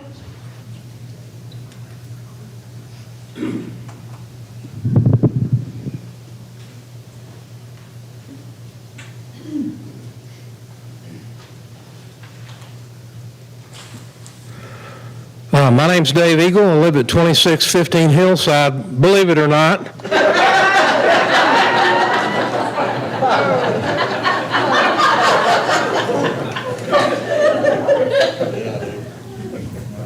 And I'm here to stand for Jeremy Glenn, Dr. Jeremy Glenn, and the school board.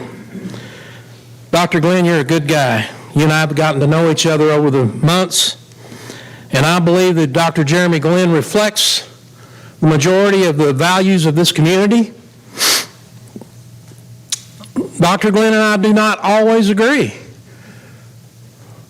Ms. Townsend and I do not always agree.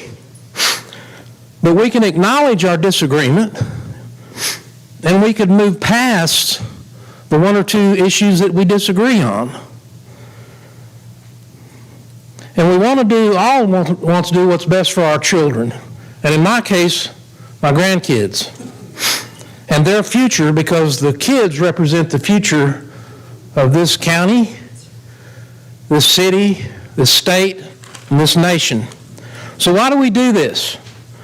Why do we stand up here and speak at the risk of being called out when we speak the truth from our hearts that some do not want to hear?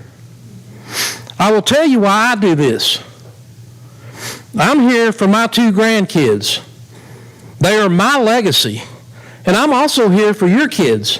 And I'm here for your grandkids. That's why I do what I do. And believe me, I take slings and arrows, and I understand where you're at, Dr. Glenn. And this is not about banning books.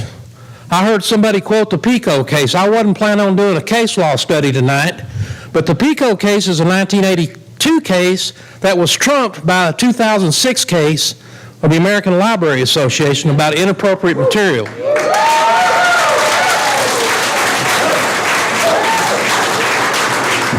And if I or Dr. Jeremy Glenn or any of you school board members or other public figures stand up and speak out against political correctness, tyranny, and those who would silence us rather than listen to an opposing viewpoint, then all I can do is salute you and urge you all to stand strong and do the right thing. And I will close with this. The Hood County News is birdcage liner.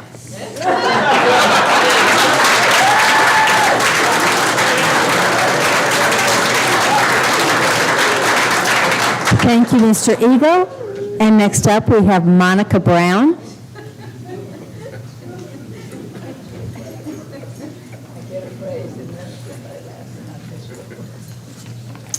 Hi, I'm Monica Brown. I was nominated to serve on the book review committee for the 133 books that were recently pulled for review. Hood County newspaper reported the book committee reviewed 100 books in only 2 meetings. That should have been a red flag to everybody. 100 titles were put back into the student libraries in Granbury, under 4 minutes per book. No one read the books cover to cover until well after those 100 were put back. Use GranburyTexasBooks.org to see content for yourself, not an opinion, to see actual content. Then you can decide where you stand morally on what's being done here in Granbury. I'm ashamed of it. During the review process, I was inside Granbury High School. I spoke with students about the books and why adults are reviewing them. Everything in the school has been designed, I hope, for student enrichment and success. There's many things to praise about Granbury Independent School District. If you find something that is not working or is harmful or, God forbid, is exploiting students, which it is, you remove it and you move on to better things. You stand up and be the adults. That's what you do. While in high school library in early March, librarians had books on display that contained sexually explicit content. Gone, a teacher, a student crossing the line. This book is about a 17-year-old student having sex with his 30-something-year-old hot teacher on display. Granbury Middle School has similar books that describe teachers drugging students and having sex with them. That's in your libraries. Granbury High School has the bluest eye, 120 copies being used and promoted by teachers in lit circles. You need to look at it and read excerpts. There is a book author who has 15 titles in our libraries. We reviewed 9 of those books. All of them are extremely sexually explicit, and they are heterosexual books. They are not LGBTQ, and those are trash also. What would make a librarian display a book in a city like this with nudity and sexually explicit content in a student library? And how do these principals walk in there and not see it? I do not know. Could that librarian be sexualizing students? Some of you have taken flack for standing against sexually explicit books, and while you are being threatened by people for your stance, that's happened to some of you. You have staff members putting more sexually explicit books in the student libraries. And we are not talking about banning books, we're talking about boundaries. If you want to know where the books are, go to GranburyTexasBooks.org, and it will show you how to discover if they're in your library, elementary all the way up to high school. You can see how many copies are there, and you can also see related titles. There are many that have not been explored. You tell me, what is the educational value or benefit to students to put a book like Shout back into the student library? Goodreads has labeled that as one of their top 25 sexually explicit books. But you know what? Our committee had no problem putting it back. The book review committee voted to put Shout back in the student library along with others. Read the content for yourself. Several of the book review committees were trusted educators. Why would a librarian and a Teacher of the Award winner vote to put sexually explicit books back in the school? Why would a principal on that committee vote to put sexually explicit content back into the school? I'm baffled and I'm concerned, and I'm here to support you guys standing up and taking your rights to turn this around and turn it into an inspiring library that will lead students in the right direction. Thank you, Ms. Brown.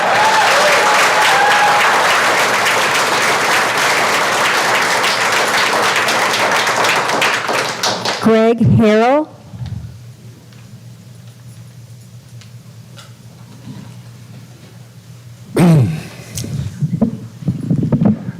Good evening.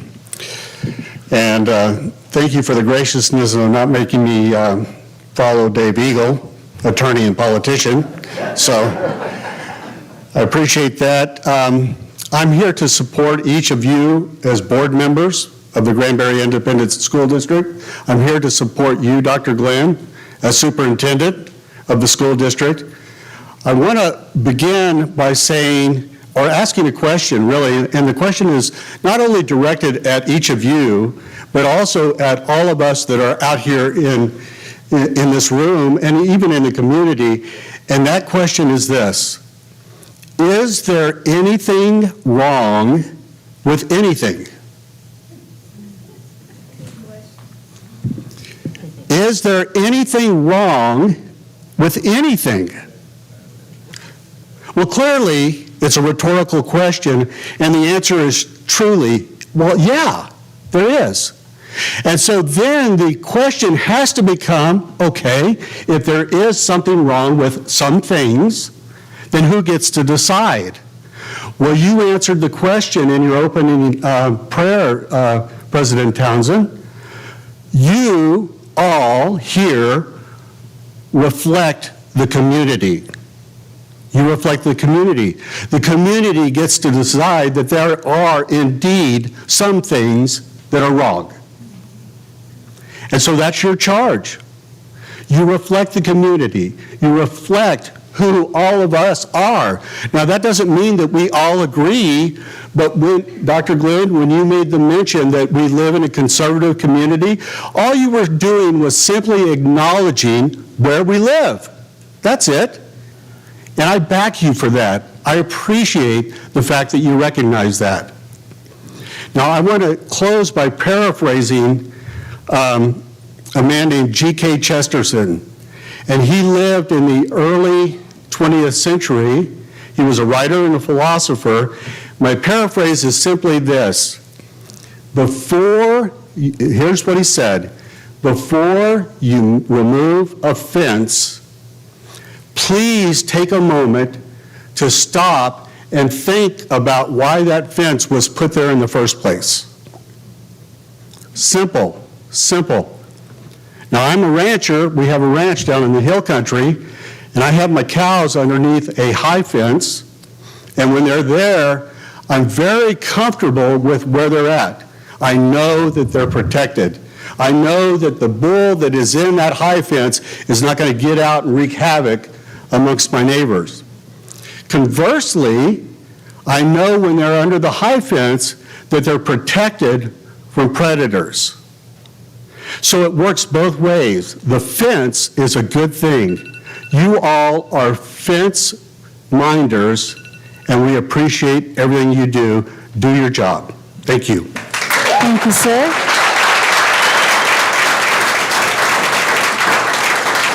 Thank you, Mr. Harrell. Next up, Scott Mitchell.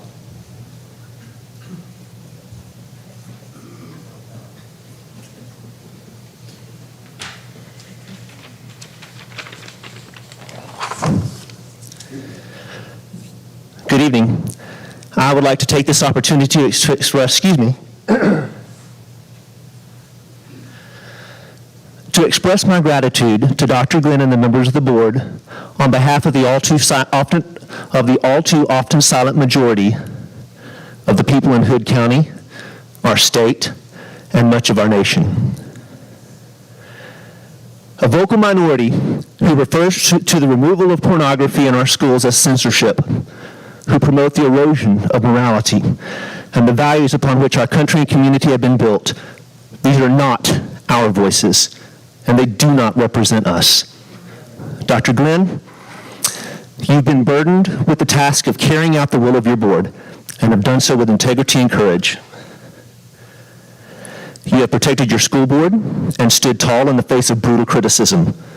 This responsibility has sadly made you a target of political opportunists who have sought to exploit a larger conflict on our small town stage in order to shamelessly promote their own platform, potential careers, or to make a quick buck selling t-shirts. I applaud your determination and steadfastness to stand for what is right, and you are standing on the correct side of this moral conflict. To the members of the board, you represent the will of the community who elected you to represent us, a community that loves, cares for, supports, and protects one another. Part of this protection is to ensure that our children are given an excellent and well-rounded education, but one that also tries to maintain a focus on material that is intellectually, emotionally, and morally beneficial to our students.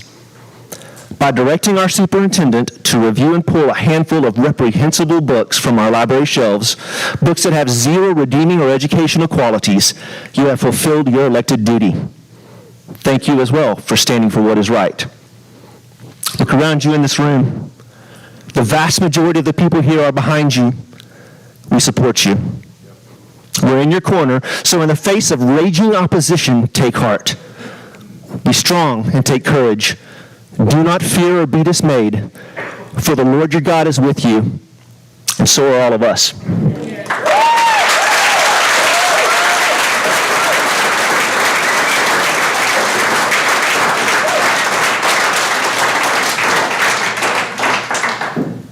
Thank you, Mr. Mitchell. Bruce Baird.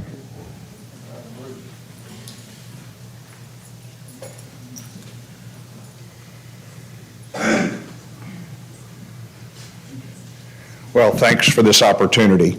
Dr. Glenn, I'm 100% behind where you stand on this issue, and I'm so thankful for our board and everything that you guys have done.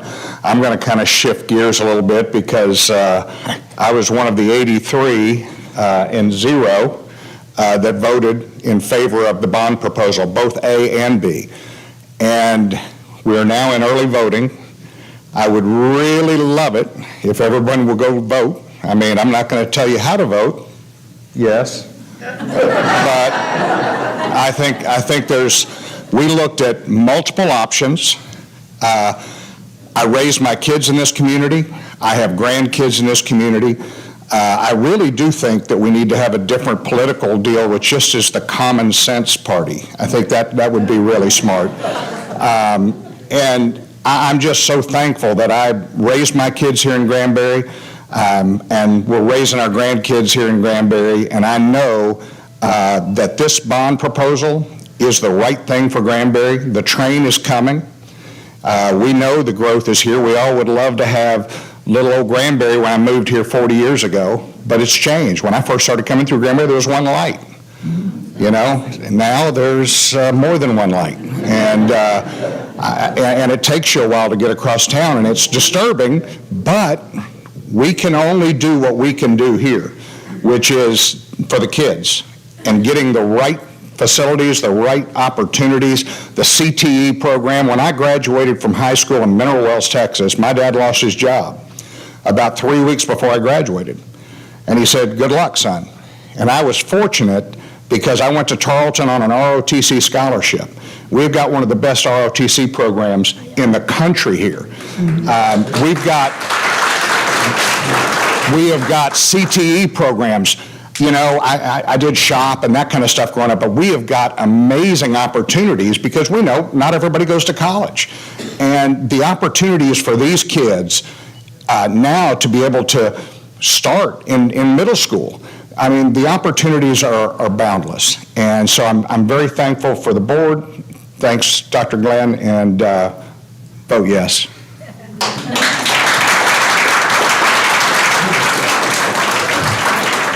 Thank you, Dr. Baird. That finishes our open forum.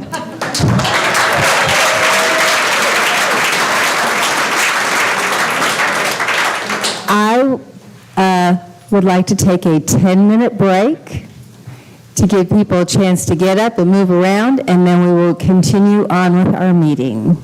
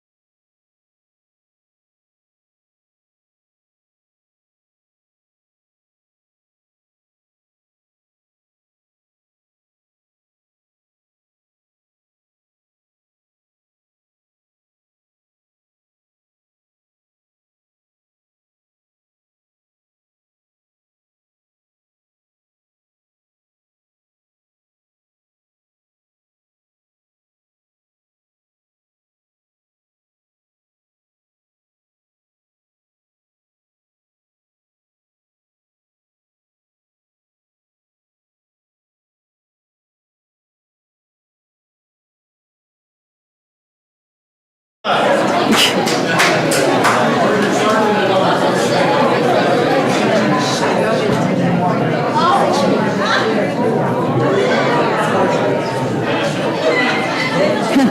good idea.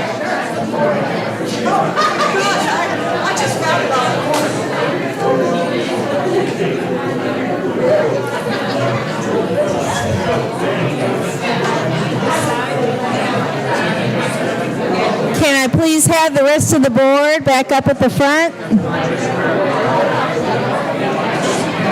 Ms. Courtney, she has to have Dr. Glenn? Calling Dr. Glenn. Dr. Glenn. Dr. Glenn. Calling Dr. Glenn.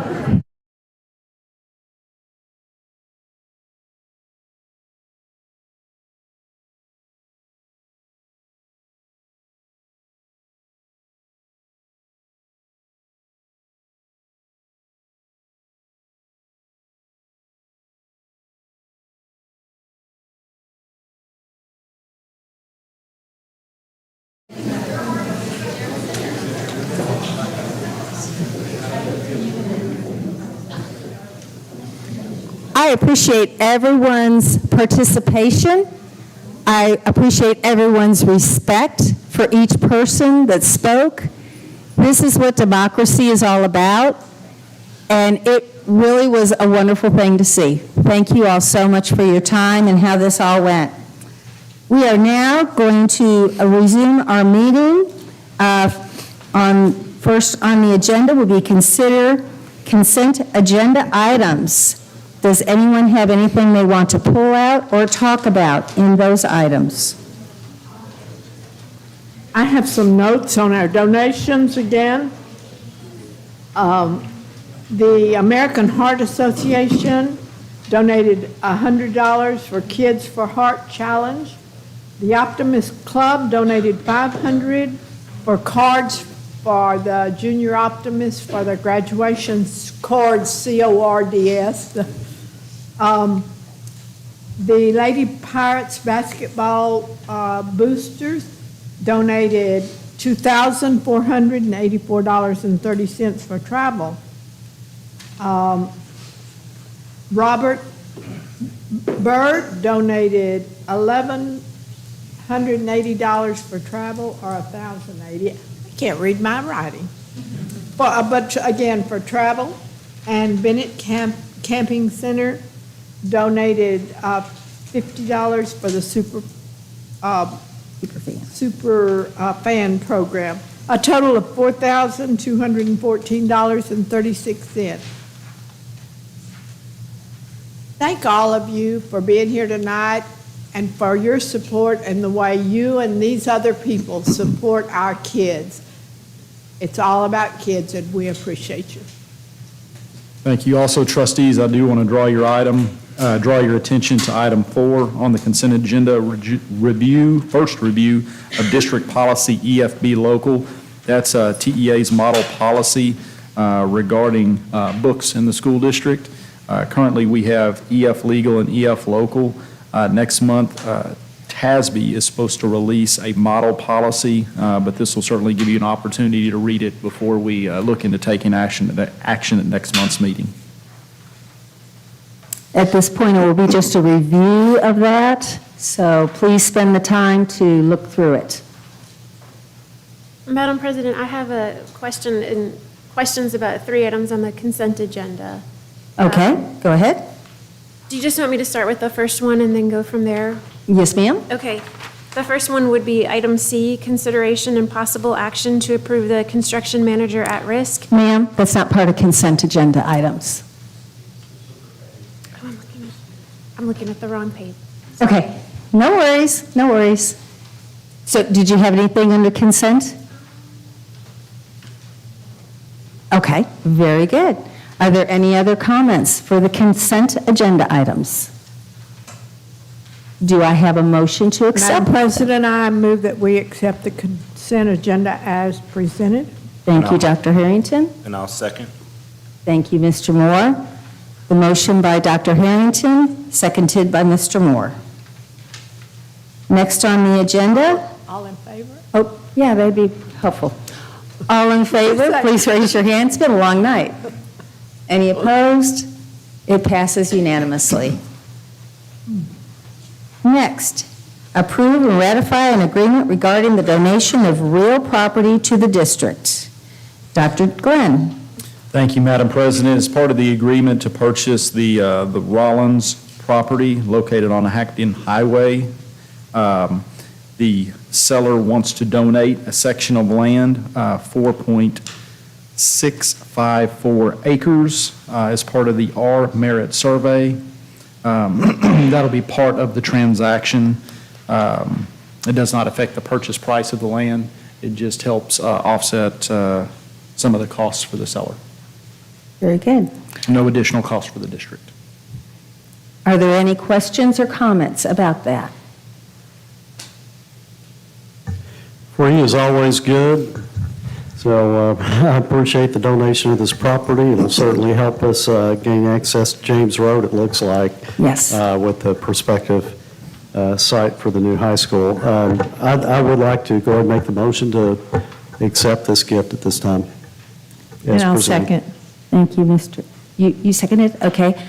The motion was made by Mr. Jackson. It was seconded by Ms. Gore. All those in favor, raise your hand. Any opposed? That's unanimous. Moving on to consideration and possible action to approve the construction manager at-risk method. Thank you, Madam President. The first step in the process for moving forward with selecting a contractor is actually selecting a delivery method. And so the state allows several ways that a board can deliver a construction project. Competitive bidding, competitive sealed proposals, construction manager agent, construction manager at risk, design build, and then job order contracting.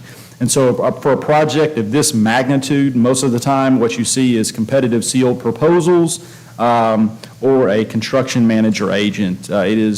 Construction manager at risk. Construction manager agent is similar. The district actually takes on all the contracts with subcontractors when you go construction manager agent, and then the construction company just serves as kind of an outside entity overseeing the project. Construction manager at risk, the construction company actually they hold all of the contracts for the district, so one entity answers to GISD and provides us with a GMP or a guaranteed maximum price for the project, so we know before we ever begin construction what it's going to cost. And so construction manager at risk you should be familiar with because that was the method used to deliver the project in 2013. In visiting with Stantec, it is the recommended delivery method for this project. Tonight we'd like to recommend that the board move forward with choosing the delivery method of construction manager at risk. However, we will not actually push out proposals for companies until after we know whether or not the bond is ratified by voters. At such time, we'll narrow it down to finalists and then bring the finalists for the board to interview.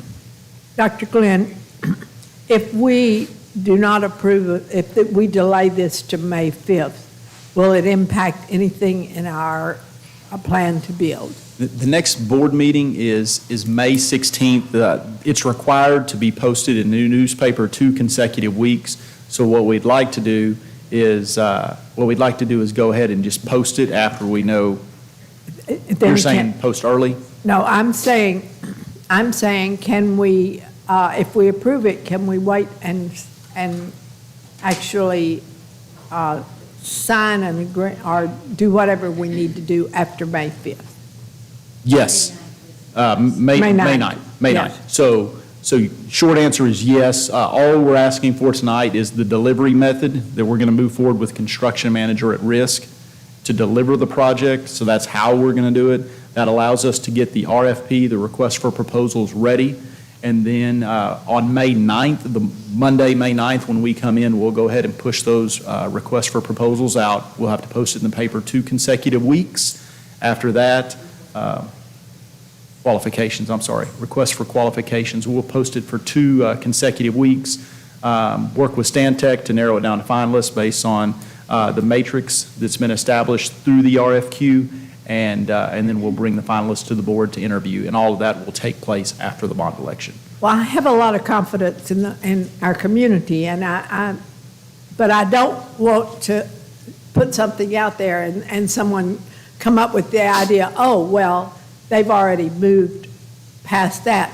And we've had to explain to people that to even get to this point, we had to have direction from architects and from financial advisors and all that. I just would like to avoid the perception that we're not waiting for the boat, that we're moving forward with it. Right. All this will do is we'll start teeing up the documents as it relates to CMAR, Construction Manager at Risk. And so we'll put all the documents in place, give you an opportunity to review them, and then, assuming a successful bond election on May 9th, we'll begin posting in the newspaper. Other comments? I had some questions. On page 67, in red, it's talking about a prevailing wage rate. And Granbury ISD utilizes the prevailing wage determination for Hunt County, Texas, as issued by the U.S. Department of Labor. My question is, when I was looking at this, why we were using Hunt County? That's typo. That should have been Hood County. Okay. It should have been Hood County? Yeah. Okay, thank you. And then the next question, and maybe it doesn't matter, is it said to go to Exhibit H, and when I went to Exhibit H, there was nothing there. Yeah, and that's because that Exhibit H should be the Hood County prevailing wage rate. And you had a third?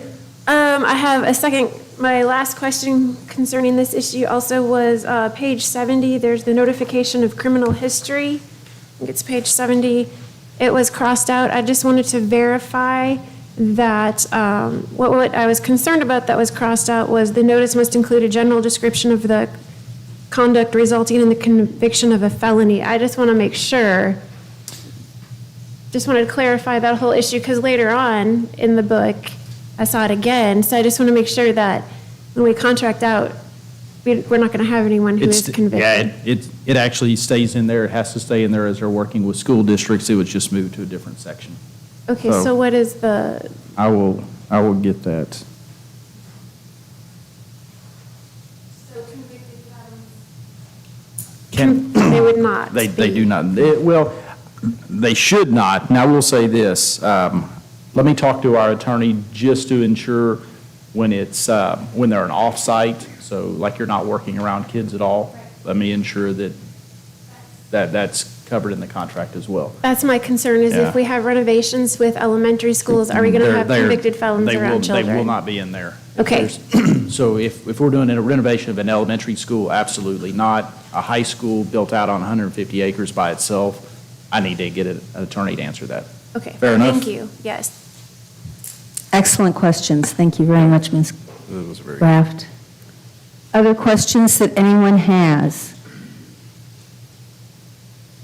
I looked over the different delivery methods that we could use under construction. I agree that I think the construction manager at risk makes the most sense. I love the fact that it has a guaranteed max price. I think that is the best way we as a trustee can make sure that we're going to give our community the best that we can.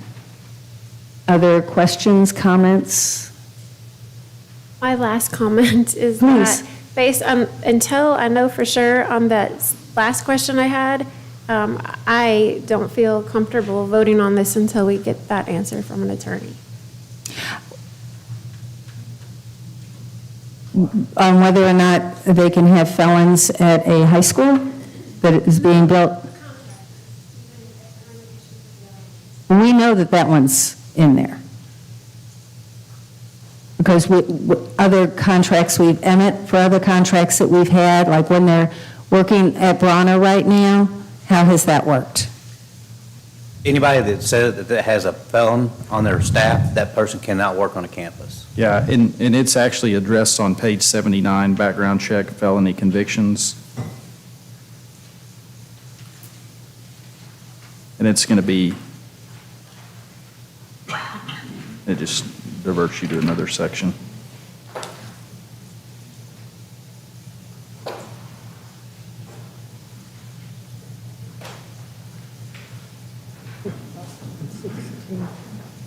What's that?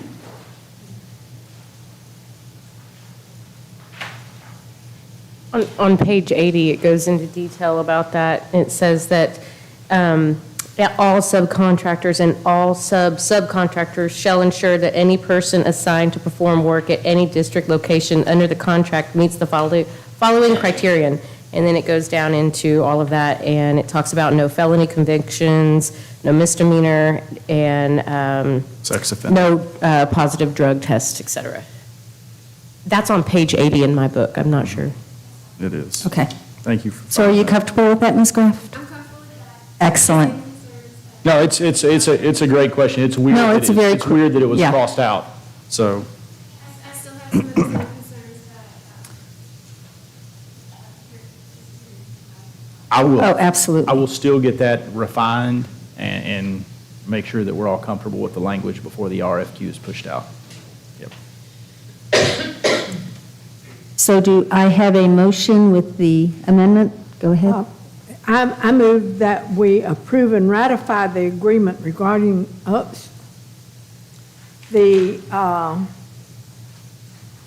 had the wrong one up, I apologize.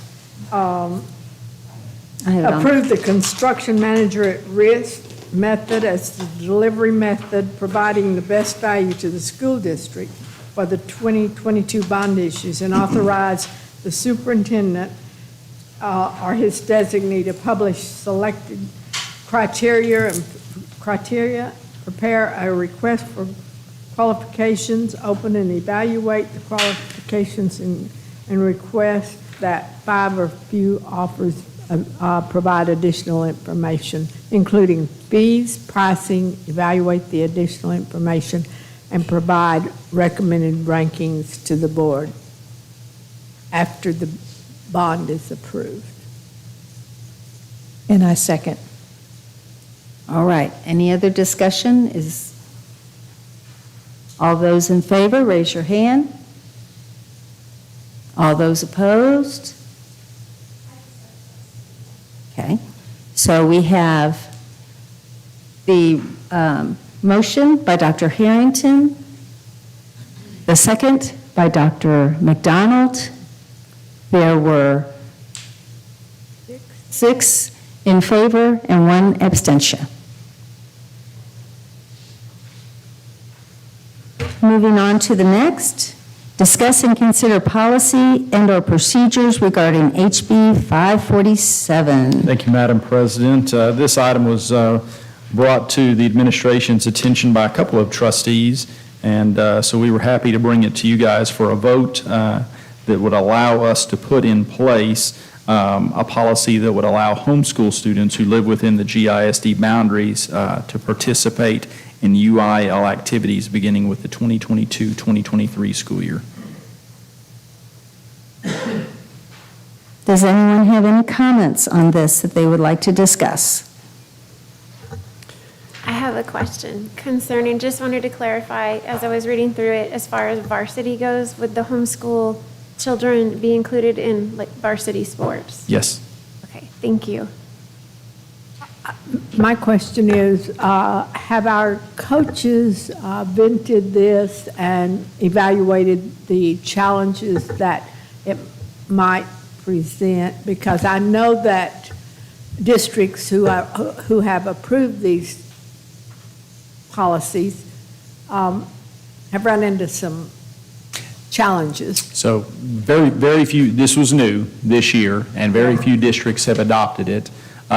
So like anything, change is always hard. I will say I know there are coaches that are concerned about it, and probably most of all from like an equity standpoint. So if you have a homeschool kid that is coming in the district, and you have a public school kid that is at first period every day, here before school, making all the practices, I think from an equity standpoint, the coach just wants to know that they don't have to make special exceptions for a homeschool child, that both the homeschool child and the public school child will be held to the same expectations in their class.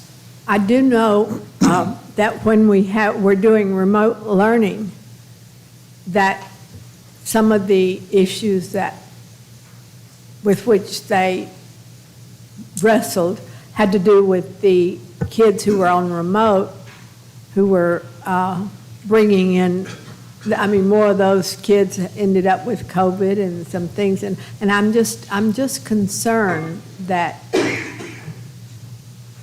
Well, I would say so a positive is that we're extending opportunities to the kids of taxpayers in our community. I think another positive is this is something that the board year to year can make a decision on. So if we get into it and we're like, that was terrible, we could always back off next year.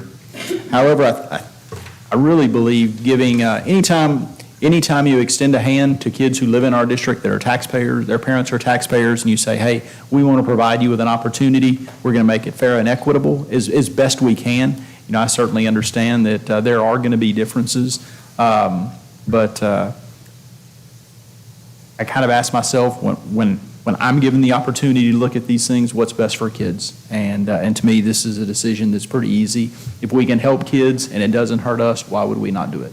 Well, and I think we have safeguards. I was concerned about, what happens if a kid who's in school and gets into grade trouble or something else and decides to go homeschool, and there are safeguards there because they will become ineligible if they've been in the school system and go out. And so there are a lot of safeguards there. I was concerned what our coaches stand. Yeah, that's correct. You can't flip-flop back and forth. Right. And I'll say this, we'll lean into our coaches pretty heavily to help us craft a policy. You see Weatherford's policy in there. And so we'll put one together that's similar and make sure that it's included in the student handbook for you guys to approve this summer. I've got a few questions around this, Madam President, if Yes, I may. First of all, this is the first I've heard of this issue, and to kind of steal a line for one of my fellow trustees, I don't know if I'm comfortable voting on this tonight with so many questions swirling around this, and I'll explain. I do totally agree with your two primary rationales for opening this up. It is best for the kids. I totally agree. I started both American Heritage Girls and Trail Life here in the area for several years, was involved. Many homeschool families, in fact, most of them were homeschool families. I have no issue with that. They were taxpayers. They deserve to use these public facilities and resources every bit as much as kids who are there every day. That said, though, I've just got some things in mind that I'm having difficulty getting over. One is there are certain requirements that the child, the family, has to meet in order to get them into whatever program it may be. We're talking about athletics, so let's assume for now we're just going to open up our athletics to their participation. They have to be on grade level, and they have to prove it as such, and there are certain tests that they can present to show that that child is on grade level. But when they're not already in our world, you got to, like anything, verify, and so I'm just, it seems a little bit problematic on how we do that. Secondly, if you look on page 112, there's a question, there's kind of a Q&A that was provided to us in our board packet. Will homeschool students that participate be counted in our snapshot count for realignment purposes? And it said no, homeschool students are not counted in the snapshot count for realignment purposes. As everyone knows, every 2 years UIL realigns our districts and all the other teams we compete with. Well, if you read the very next question, I'm really confused by this. It says if a district decides to allow homeschool students to participate, can the district reverse that decision anytime in the future and discontinue allowing homeschool students to participate? Well, I just heard you say we would revisit this every year, but yet the answer says this is a local school district decision and not under UIL jurisdiction. However, It should be noted that altering said decision could have an impact on your reclassification or realignment, when the question just above said they won't have an impact on that. So I really need that question answered before I can move forward with this. And then the other thing that caught my eye was, we all know there's UIL rules and standards of practice. The coaches can't do certain things in the summer, for example. They can't bring in specialty coaches or consultants and practice their kids more than a certain number of hours in the day. And then once the school year starts, they have to confine their practice to a certain number of hours per week. Is that not correct? Correct. Okay. Well, how problematic is that if you have a homeschooled child who may be in a select league and may be, playing ball in other places, or may have their own tutor or coach, private coach? We have that now with public school kids. Right, but if you read the answer, it presents us as if that's a problem, though, because you can't monitor homeschool kids. You don't know how many hours of the day they're putting towards these UIL activities. Yeah, I think it's my understanding on that, again, they're trying to line up the school practice and game restrictions with our coaches. So they're held to the same standard with our coaches above and beyond. If a kid wants to go out and practice extra with his dad, or his dad hires someone on the side to work with him on the weekends, that doesn't affect us. Kind of like in band. I know your son is in band. Mr. Easton's required to adhere to the 8-hour rule. However, if you want to spend a little bit of extra money to make sure that your son's getting some practice on Saturday and Sunday, that doesn't count against us. And so it's the same applies here to kids that are homeschooled. They're under the same 8-hour rule with our coaches. So for example, let's say all of our football kids go in and have first period athletics, and second period starts, and all of those kids have to go to chemistry now. And the homeschool kid is like, well, hey, I'm free. I've got a little bit of time. Coach, can I be in the weight room? Can I work out? Can I go through a few more drills?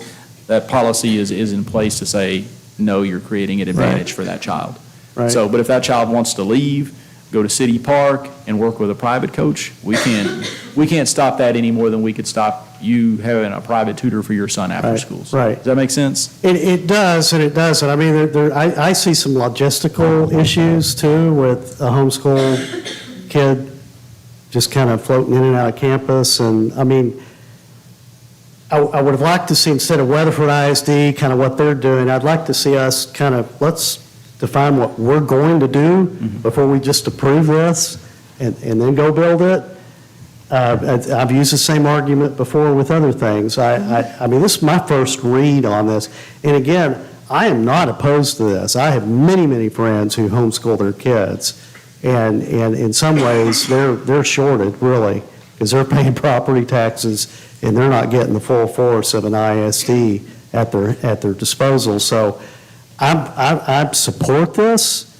I just want to see a lot more definition and get some of these questions answered and see what exactly we're proposing as administration to the board, how we're going to do this. Because right now, I'm seeing only 30 districts out of 1,080 in the state have adopted this. Sure. That's not many at all. It's been in place a year, and it was really controversial when it came in. Right. And again, I'm not trying to sell it. No. Either way, for me, is good. And I'm great at being a trailblazer. I was on the board, Trailblazer. I was on the board when we adopted District of Innovation. We were one of the very first in the state to do so. But something like this is a huge step because we do have a very large homeschool community here. I know at least of 2 co-ops, and there's probably more, that operate in this area. They're very good, and I'm supportive of allowing their kids to come in and participate in our sports, but I want to see something more than just what Weatherford's doing right now. I'd like to see what's Granbury ISD going to do. So in fairness, all we're asking for tonight is, would you be in favor of allowing us to create this policy? Before we send everybody through the legwork of creating a policy, I mean, That's Because not you- the way I read it. We're approving to do it, is the way I'm reading this in the board Now, book. and we would go create a policy to allow kids, because we would start letting families know right now, hey, you're going to have the opportunity to get involved, you're going to have the opportunity to be in athletics as a homeschool family next year, and then our coaches could start working on building a policy. Now, we can invert that too, and we can build the entire policy, and then the board can vote on it. I just wanted to make sure y'all were in agreement that it would actually be worth doing before we invested that much time. All I'm asking, Yeah. just me as one trustee, is let's treat this as a first read. Let's do a little more legwork and bring it back next month. I'm fully supportive. I'm uneasy. Again, we tapped the brakes on other things before, and I don't think it's asking a lot. Let's define this a little bit better for Granbury before we move forward. I just wanted to add a comment, if I could, about, because my children do attend one of those homeschool co-ops, and just for my family and myself, we do document everything that they do as far as their hours, and as far as those kiddos being out there after a practice, I mean, parents are pretty responsible in picking up their kids, and I just think from where I sit, it would be good to see the community come together. So often I feel like we have homeschool kids, private school kids, public school kids, and so I see it as a great opportunity for the public school kids and others to come together, and that's just my comment. We have until August the 1st, I'm sorry, No, go Dr. ahead. McDonald.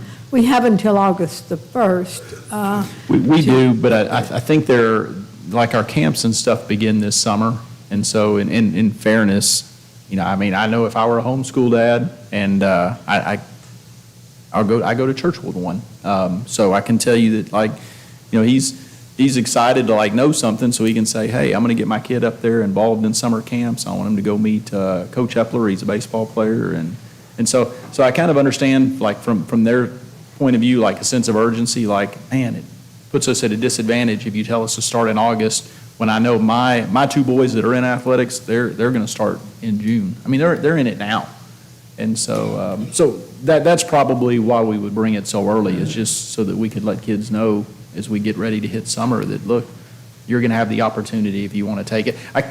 I can't imagine we're talking about, hundreds of kids here either. I mean, I think it's probably going to be smaller numbers, but again, this is truly the pleasure of the board. If you want to move forward with it, if you want to table it, we'll do whatever you guys want to see on this. I definitely would like some clarification with the UIL, whether they count or they don't count. That can be kind of a big deal. So no, not that I'm not in favor of it, the UIL thing is confusing with the contradictory information. It's very confusing. And so it was my understanding they did not count, but we can get that clarified. And I'd like to comment from the standpoint of the teachers and coaches. As a former high school teacher who also took lots of kids to UIL activities, I think it would be really great to be able to hear roundtable with our teachers and coaches, because we know they're already all stressed out. We know they have a lot of things to do, and this is definitely going to make some changes to what they already do. So I think taking a little bit of time to step back and hear from them on how we can come at this in a really positive manner without it being, okay, here's another thing for you to do, and there's not even a plan in place. Okay, so do you want me to survey the coaches and then bring that back next month? And then if y'all approve that, and then we'll develop a policy, and then we'll bring that back for approval the month after? Am I hearing y'all correctly? I think we're talking about more than just coaches. Yeah, the UIL coaches. Yeah. Okay. English, So I mean, math, as well as, science. okay. I'd like those people that work with the youngsters that we honored tonight, whether it's the science team, the whatever. What is it going to do? And on all levels, because I will tell you that most of the elementary teachers work within the school day, from bell to bell, working with those students who participate in UIL activities. Storytelling in the second grade, number sense, all of that they do. In junior high and high school, in junior high they probably work a lot during the day. When they get to high school, whether they're coaching number sense accounting, whatever it is. Those people do a lot of hours outside of school. I agree with Paula on that, so. It's a lot of extra work for very, very little pay on that. But again, I think it's bringing in all of our kids in the whole school district to do something like this is fantastic. I just think we really need to have a great plan and call some of these other schools and talk to them. What did you guys encounter this year? How did it go? So that we can go into it in a really positive manner. Yeah, Paula, you just asked what I was about to ask. Have you specifically talked to Weatherford ISD? Has anyone spoken to them and talked to them extensively about this? It would be Coach Butler. Is he here tonight? Softball game. I'd like to know how the interaction's gone between the homeschooled kids and I don't know what you call them, everyday kids, public ed kids. Public ed. Just to ensure that, we are truly putting something beneficial out for the kids. And then secondly, I haven't seen any specifics. Are we just talking athletics? Are we including fine arts and academics? I mean, let's put a little more definition. Just how many UIL activities are we opening up? Well, I'll apologize for bringing this way premature. And next month, we will have a survey of the coaches. We will have a report on all the other school districts that are actually doing it, that are 5A or 6A, and then we'll allow for more board discussion. And then at that point, if y'all allow us to move forward, then in June, we'll come back with a policy for y'all to vote on.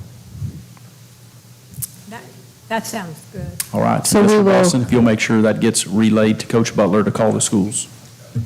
We will table the discuss and consider policy and procedures for regarding HB 5547. We will now move on to consider MOU to partner with Tarleton on Texas COVID Acceleration Learning Support T-Class program. And this is Wes Jones. Thank you, Madam President. We have revised the MOU that you had last month, and I say we, I'm taking a little credit, but we have Dr. Sloan, Chris Sloan, would y'all come forward? Dr. Ryerson from Tarleton, and Mr. Danny Knowles from Region 11 that was assigned to us by TEA for this T-Class Decision 5. They are here to answer any questions you have. Danny has worked very hard, and Dr. Sloan has worked very hard on revising this for you and making sure that it's a agreement between Tarleton and Granbury ISD. First, before you even start, thank you so much for your patience in getting to this point. It's been a long meeting, and Dr. Glenn did say you probably won't have to get here till like 8. So we got here actually when y'all were in closed session. So yeah, it's been a long evening.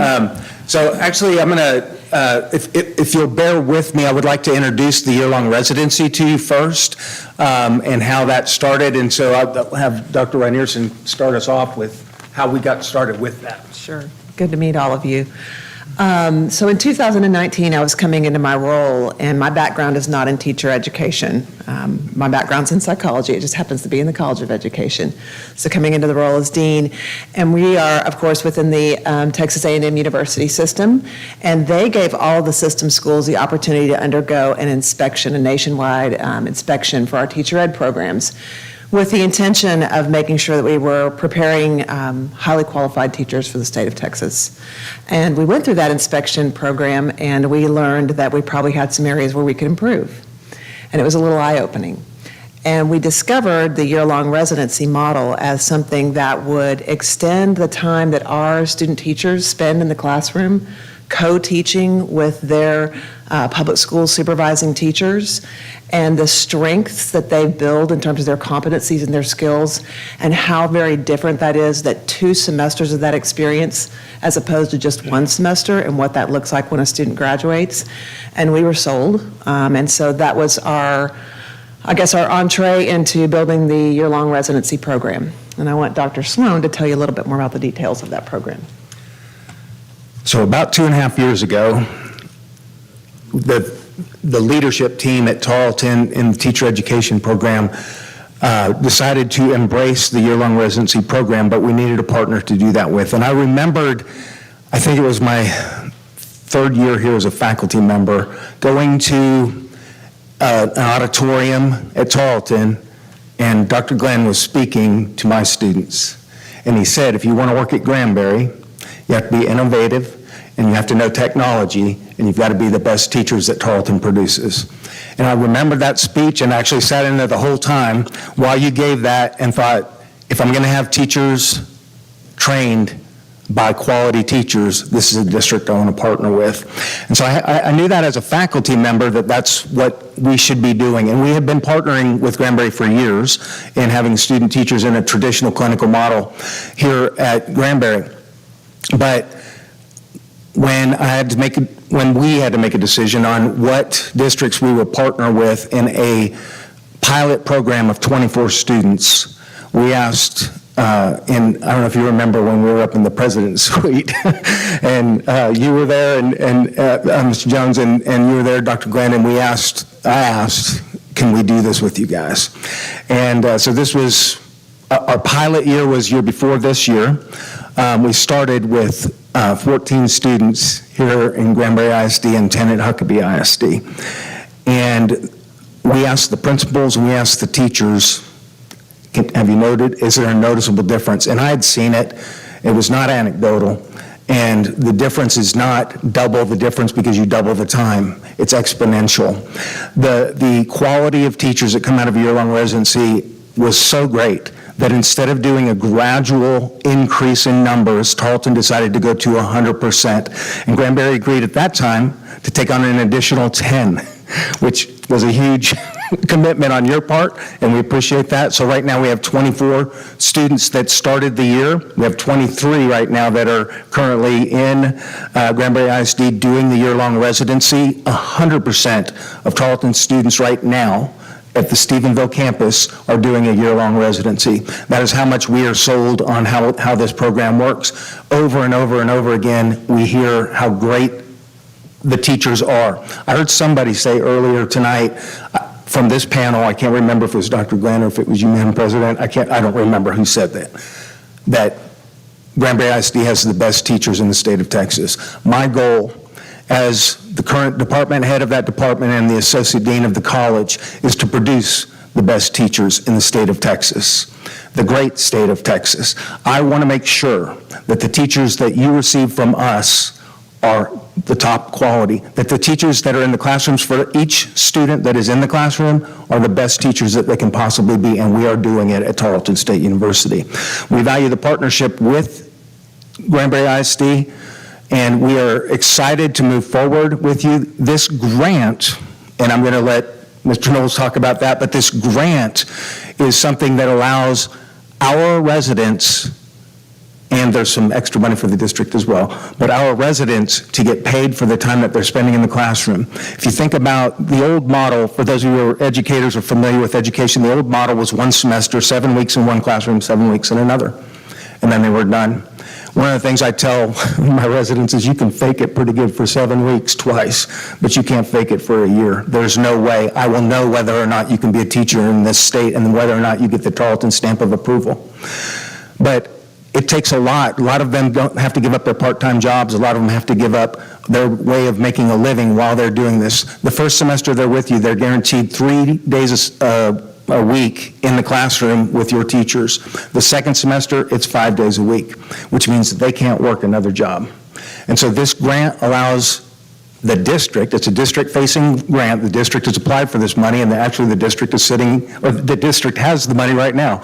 This grant allows the district to pay these teacher residents, we call them now, not student teachers, teacher residents, a salary or a stipend in order so that they can make a living while they're doing this and not have to. I will tell you, during the pilot program and the 24 that we had going through initially, I had to tell them where the food banks were.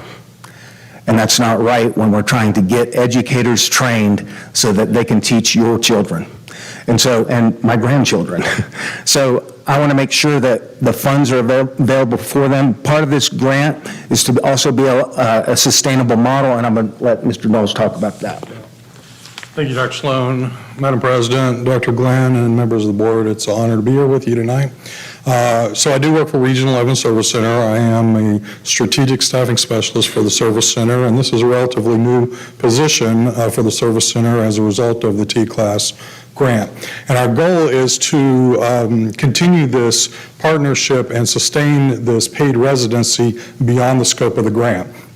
The grant itself is a 3-year grant. It gives the school district $20,000 for up to 20 residents, and then an additional $5,000 to support your mentor teachers as with stipends if that's what you choose to do. In addition to that, the third part of the grant offers technical assistance to help develop a strategic staffing model, and that's where I come in.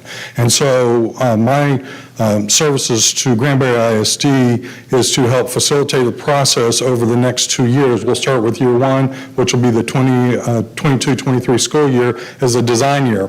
And I'm going to work with your team and the team from Tarleton State University to help sort of look at different strategic staffing models to potentially reallocate or reinvest in the teacher residency program. So once that T-Class money goes away, and this is year 1, so and you got 2 more years of T-Class money. Once it goes away, we would like to be able to sustain this teacher residency, continue to pay the teacher residents. And it doesn't necessarily, have to be the $20,000, which is what the grant ensures them. That's decisions that will be made over the design year with the staff and faculty of Granbury ISD and Tarleton State University in a collaborative effort. And so I'm just here to help facilitate that process, and it's an in-kind support from Texas Education Agency through the T-Class grant. So if you have any questions, I'm sure we'd be happy to answer those for you. Yeah, I just want to be clear, there is no commitment on the part of the district to continue on with the grant beyond the initial 3 years that were funded. That is correct, yes, sir. Yeah. And I have to ask that because, again, school funding could be tight after the next legislative session. I'd like to comment on the fact that we all know that we're in a major teacher and educator shortage. And so I think programs like this that are coming in line with us is fantastic. And I know I would have liked to have received some money when I was going through teacher residency, what was a student teacher back then. And so, and also having the chance for them to experience a full year of activities with a school district. I think that's essential for both sides to see if they are comfortable even being a teacher, and if they like the district, and likewise how they are performing as a teacher. So I think it's a fantastic idea, and I appreciate you guys choosing to partner with us. I just want to say thank you to everyone and the coordinated effort it took to get this MOU together. Very thankful and happy to be here and hear you present this and how it's going to help not just our district, but the future educators to our children. And the return on investment, so to speak, is going to be astronomical. And we're going to see the benefits of this for years to come. I just have a question. I know it was removed because it was a question we had earlier, but I was just curious when looking through this, if you could define for me what the Equity Chief Red Clay is. I didn't know what that was. That is, so there are some districts, some of the bigger urban districts that have an equity division as part of their district positions. That's not something that Granbury ISD has, and I thought we actually removed that from the MOU. It has. Okay, yeah. And I'll be honest with you, I'll be honest with you, I've been working in conjunction with TEA to structure this MOU, and I'm not really sure what red clay meant. It may have been a typo in the initial MOU that was put together. It may have been a typo, and then I've worked with Tarleton State to revise that and make sure that it was up to par.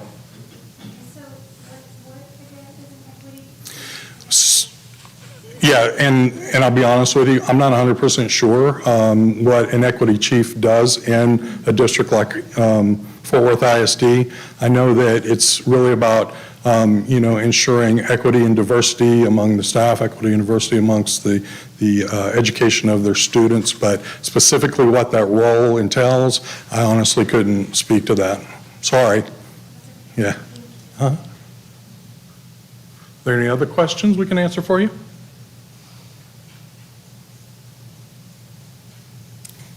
Do I hear a motion?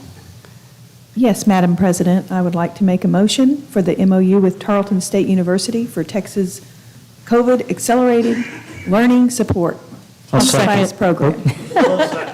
We second. I have 2 seconds.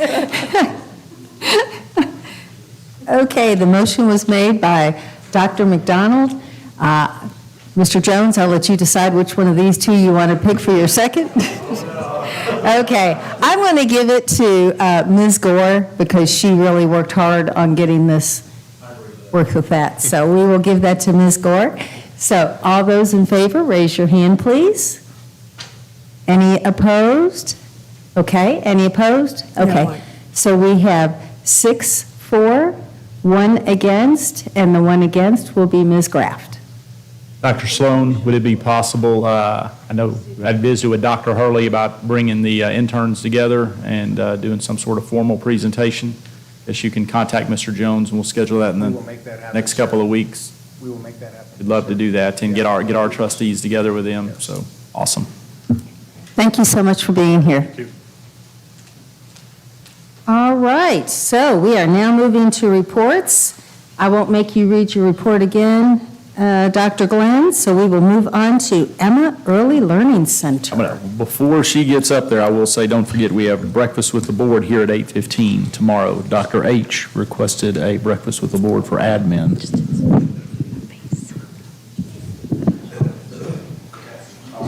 I know, I claim it. I thought we ought to come and see these folks I was planning on being here. at 8 o'clock. 8:15. 8:15. Hello, Kelly. Hello. It's a long one. Yes, yes, ma'am. Okay, well, this is just going to be a very, very quick recap of, I guess I talked to you at the beginning of the year, and now we've had almost a full school year for our campus, and I'm just going to tell you a little bit how it turned out. As you can see on the first slide, it just talks about all the classes and how they're broken up. We have 21 total classes, including pre-K 3, pre-K 4, and special ed. The attendance has kind of hovered around 325 kids. It's gotten as low as about 300, and we didn't really pass the 325 at one time, so that's more than we expected. And just all of our teachers are all highly qualified. We have our special ed, we had to end up adding an additional teacher. Those kids, when they turn 3, no matter if it's after September 1st, if they qualify, we have to serve them. We were able to keep not our 11-to-1 ratio, but our 9-to-1 ratio, so that was huge. Our experience rooms, the kids are rotating through the camping room. The zoo room is almost finished. We have a few little things to add into that, and they'll be rotating through that in May. And then, as you'll see, we're going to have our farm to market by December, and then our pets by December as well, and then we think we can get the space one done as well by 2023. So those experience rooms are really, really doing well. The curriculum that we were using is Frog Street. That's our state-adopted curriculum. And so with that, it has conscious discipline included in that. And that curriculum has worked great. It's the same we use for 3 with Head Start partnership and the 4-year-olds. And then the main thing that I wanted to share tonight is the data that we have turned out. Not knowing how we would get all of these kids. I had a pretty lofty goal, which is still not the end of the school year, but I have actually 26% of our students reading. I had some more come read to me today, which is huge, and this is our 4-year-olds. And we have 55% of those students approaching reading. That means they're already on their way. They're just not quite as fluent in getting those words blended together, but they're almost there. Then all of those skills that we have above 90% are listed there, and the ones we have between 70 and 90% are listed. I won't read all of those, but amazing, amazing work from our teachers. We set those standards very, very high, and those kids met those standards. It was very, very impressive. Then I have just in here some of our, I always have our research and how important it is that our campus is instructional. It's proving it is instructional. If you come see it, you'll see that it's instructional.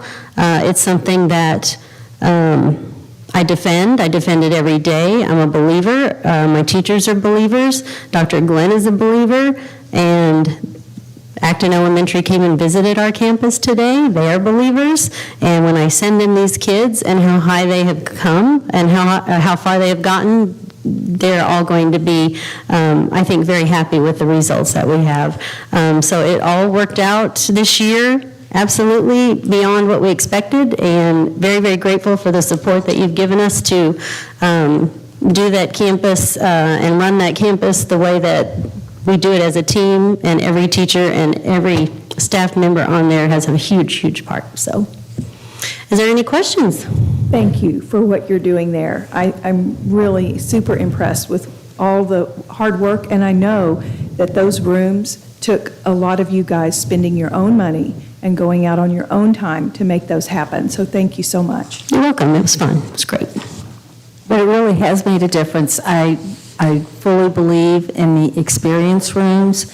The idea, what these children are getting in that experience room is what others would get if they had the opportunity to go camping, to go to a zoo, to go and learn these words that many who have opportunities just get anyway. You talked to me one time about the difference in vocabulary levels of an economically disadvantaged child to one who does have more advantages. Do you remember? I think it's in our research there. It's the 32 million word gap. Is that's the gap? At what age is that gap? That was for our pre-K. That's the research that we researched along with Mansfield. That study that's been repeated, and that's at pre-K age, at the age of 4. So at the age of 4, there's a 32 million word gap between an economically disadvantaged 4-year-old and one who has had more experiences. Yes. And these experience rooms are helping to fill that gap, and Yes. I really think that's fabulous. Other question for you.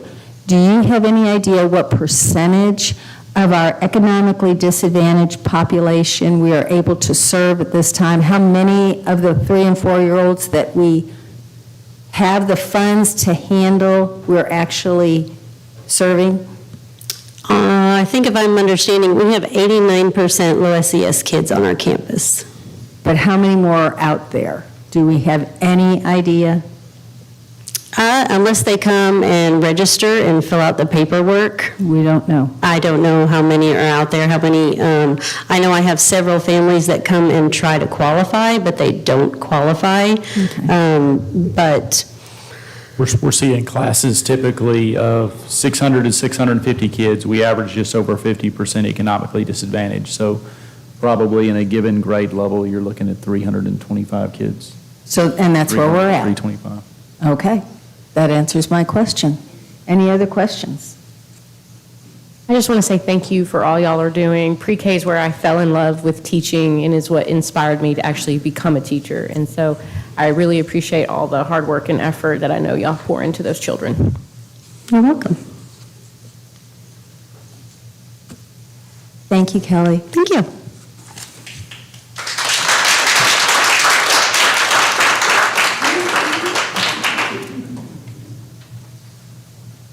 All right. We are now to the Emmett Whitefield Show. Thank you, Madam President. Board, in front of you, you have the financial statements for the month ending March 31st, 2022. These financial statements include data from September 1, 2021 through that March 31st date. And revenue collected to date equals 90.62% of the budgeted amount compared to 89.58% in 2021 and 94.53% in 1920. The notable things on those revenues are, of course, the interest investment income, and we'll talk about that a little bit in a while. And then our property taxes, which is currently 94.56 compared to last year's 95.35%. I do know that on 4-4, there was another 1.3 deposit on those books, and we are currently in line with what Hood County Appraisal District is expecting to receive. So we're on target to reach the maximum on those revenues. Emmett, could part of that amount that we're short be due to the procedure of allowing those over 65 to pay over months instead of all in January? That is completely possible, yes, ma'am. I can tell you that it fluctuates from year to year on those property taxes. And like I said, I've started collecting data from Hood County, and it's a report that I've received in the past, and they've just started sending it to me again. And we are on target to hit those numbers that they have in there as well. Well, I do know that one of my neighbors pays her taxes, a quarter of them in January, a quarter in March, a quarter in May, and a quarter in July. And I just don't know, in these hard times now, how many of our people have gone to that payment schedule. That's very possible. I can tell you that historically, between the months of April and August, we receive anywhere from $1.5 to $2.6 million in taxes. Thank you. Yes, ma'am. The expenditures to date represent 54.37% of the budget compared to 53.81 in 2021 and 54.42 in 1920. Again, we've talked about some of those areas in there, but I'll just remind you that Function 33, which is health services, we had an extra nurse this year, so that's a kind of an increase there. And then our transportation costs, and that's fuel costs that are going up. And I know you saw earlier that we are moving more money for fuel to finish out the year as well. And then the other notable would be Function 36, which is co-curricular travel, which we have increased quite a bit this year because we're back on the road. Good. And that is your financials for the month of March 31st, 2022.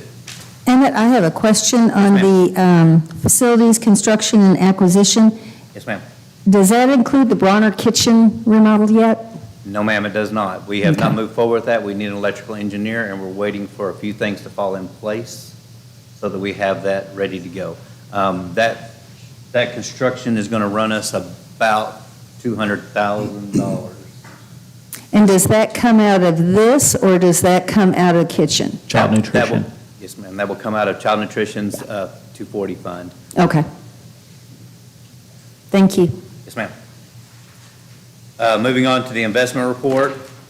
We've talked about investments to the point that it's just not fun to talk about anymore.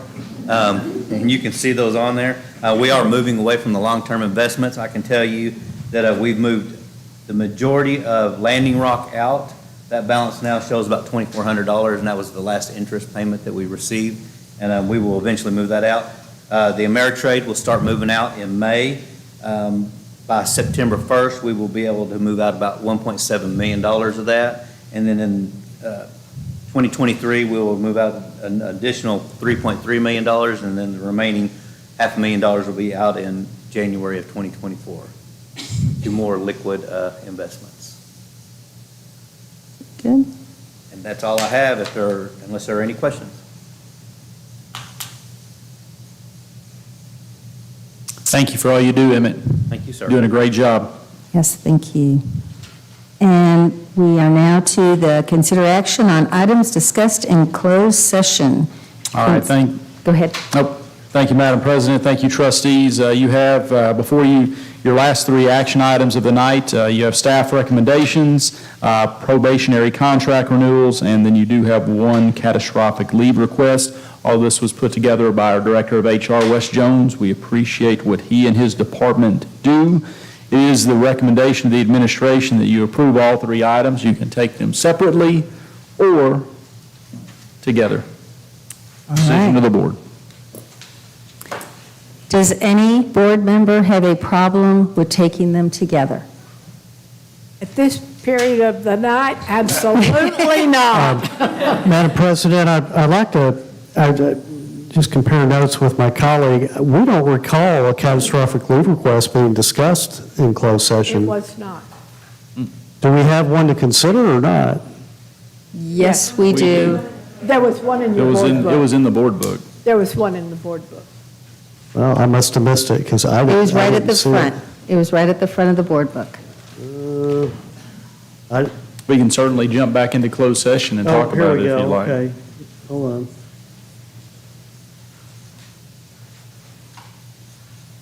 Page 4. Yeah, I printed front and back. I've got a bad habit of not looking on the back. Okay. I'm good with it. On that note, I'll make a motion that we approve all these items A, B, and C as presented by administration. Thank you, Mr. Jackson. Do we have a second?